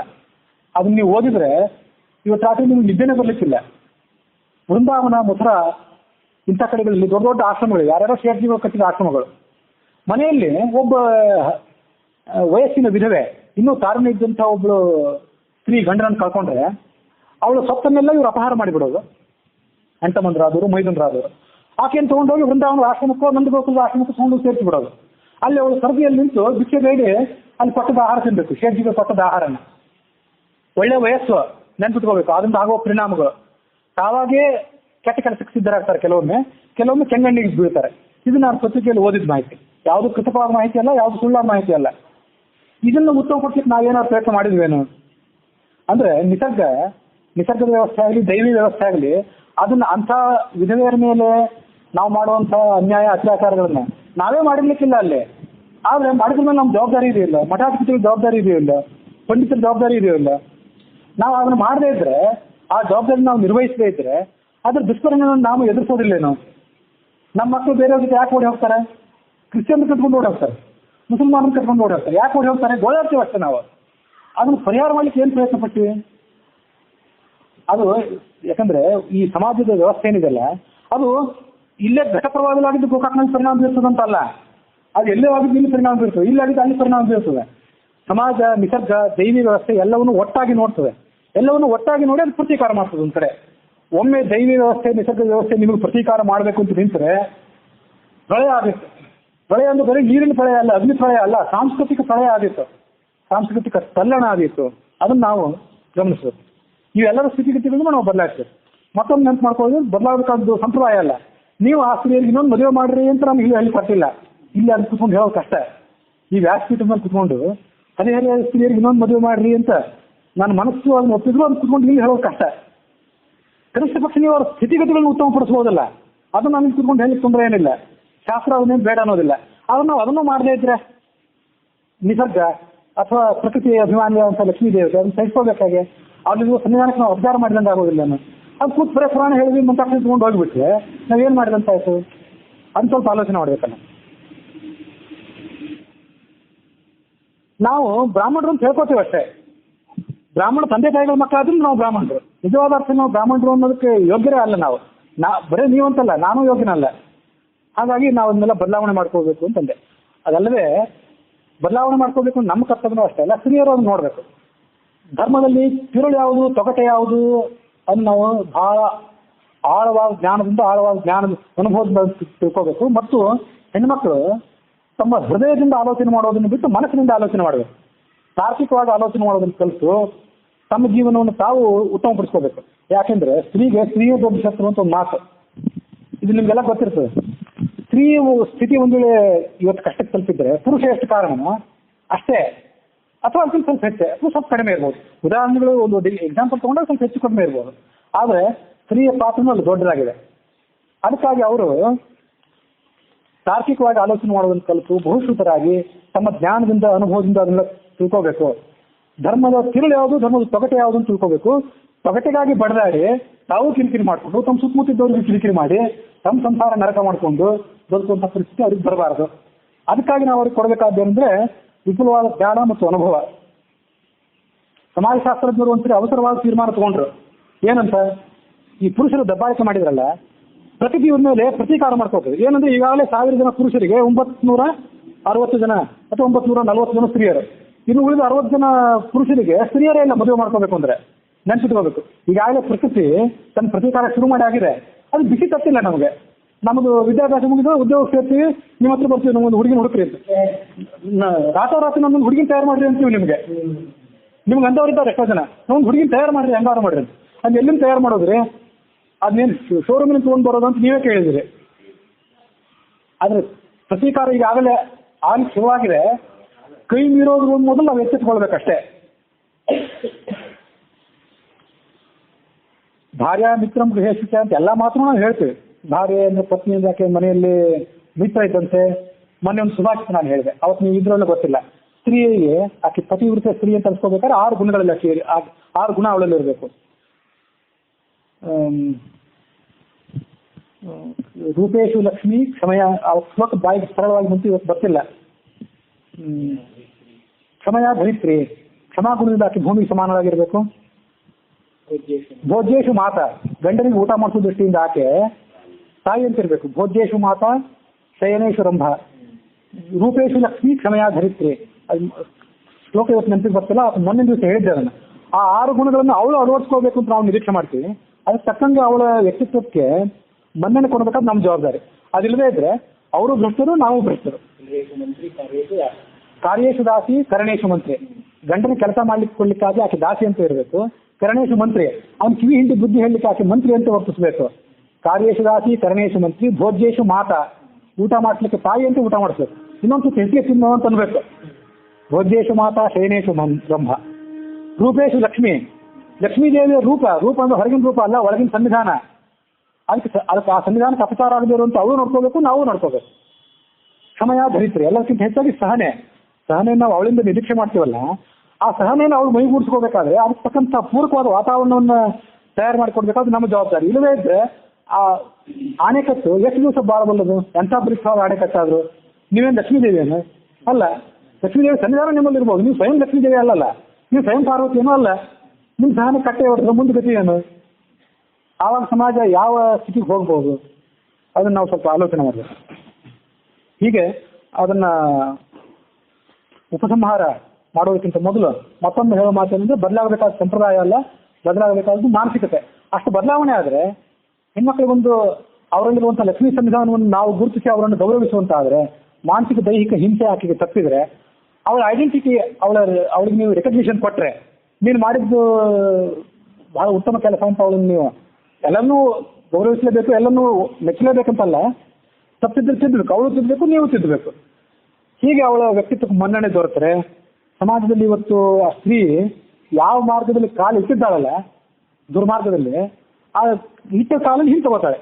ಇಟ್ಟಿದ ಕಾಲಲ್ಲಿ ಹಿಂದೆ ತಗೊಂಡು ಗಂಡ ಹಾದಿ ತಪ್ಪಿದ್ರೆ ಅವನನ್ನು ಸನ್ಮಾರ್ಗದಲ್ಲಿ ಕರ್ಕೊಂಡು ಹೋಗ್ತಾಳೆ. ಅವಳೇ ಹಾದಿ ತಪ್ಪಿದ್ರೆ ಇಬ್ರು ಕೂಡ ದುರ್ಮಾರ್ಗಕ್ಕೆ ಹೋಗೋದು, ಸಮಾಜ ಅಧಃಪತನಕ್ಕೆ ಹೋಗ್ತದೆ ಅಷ್ಟೇ. ಪಾಶ್ಚಿಮಾತ್ಯ ಸಮಾಜವನ್ನು ಮೀರಿಸಿ ನಮ್ಮ ಸಮಾಜ ಹೋಗಿ ಜಲಪಾತಕ್ಕೆ ಬೀಳೋದಕ್ಕೆ ಇನ್ನು ಹೆಚ್ಚು ದಿವಸ ಏನಿಲ್ಲ, ನಾವು ಕ್ರಮ ತಗೊಳ್ಳದೇ ಇದ್ರೆ ಅಂತ ಹೊರಟಿದೆ. ಈಗಾಗಲೇ ಬಹಳ ವೇಗದಲ್ಲಿ ಆ ದುಷ್ಪರಿಣಾಮಗಳಾಗ್ತದೆ. ಸುಧಾರಣೆಗಳು ಆಗ್ತಿದ್ರು ಸುಧಾರಣೆಯ ವೇಗ ದುಷ್ಪರಿಣಾಮದ ವೇಗದಲ್ಲಿ ಇಲ್ಲ. ಅದಕ್ಕಾಗಿ ಇಷ್ಟೆಲ್ಲ ಮಾತು ಹೇಳಬೇಕಾಯ್ತು. ಮತ್ತು ಮತ್ತೊಂದ್ಸರಿ ಒಂದು ನೆನಪು ಮಾಡ್ಕೋಬೇಕು ನಾನೆಂದ್ರೆ, ಈ ಸ್ಥಾನದಲ್ಲಿ ಕೂತ್ಕೊಂಡು ಸಂಪ್ರದಾಯಕ್ಕೆ ವಿರುದ್ಧವಾಗಿ ಏನು ಮಾತಾಡಿಲ್ಲ ನಾನು ಆ ಥರ ಭಾವಿಸ್ತೇನೆ. ಒಂದೇ ಆ ಥರ ಮಾತಿನ ಧ್ವನಿ ಎಲ್ಲಾದ್ರೂ ಬಂದರೆ ಅದು ಹಿಂದಿನ ಕಾಳಜಿ ಅರ್ಥ ಮಾಡ್ಕೋಬೇಕಷ್ಟೇ. ಸಂಪ್ರದಾಯಕ್ಕೆ ವಿರುದ್ಧವಾಗಿ ಮಾತಾಡಬೇಕಂತ ನನ್ನ ಉದ್ದೇಶ ಅಲ್ಲ, ಬದಲಾಗಬೇಕಾದ್ದು ಮಾನಸಿಕತೆನ ಹೊರತು ಸಂಪ್ರದಾಯ ಅಲ್ಲ ಎಂಬುದಾಗಿ ಮತ್ತೊಮ್ಮೆ ಅದನ್ನು ತಿಳಿಸಿ ಇವತ್ತಿನ ಕಥಾನಕವನ್ನು ಮುಕ್ತಾಯ ಮಾಡ್ತೇನೆ.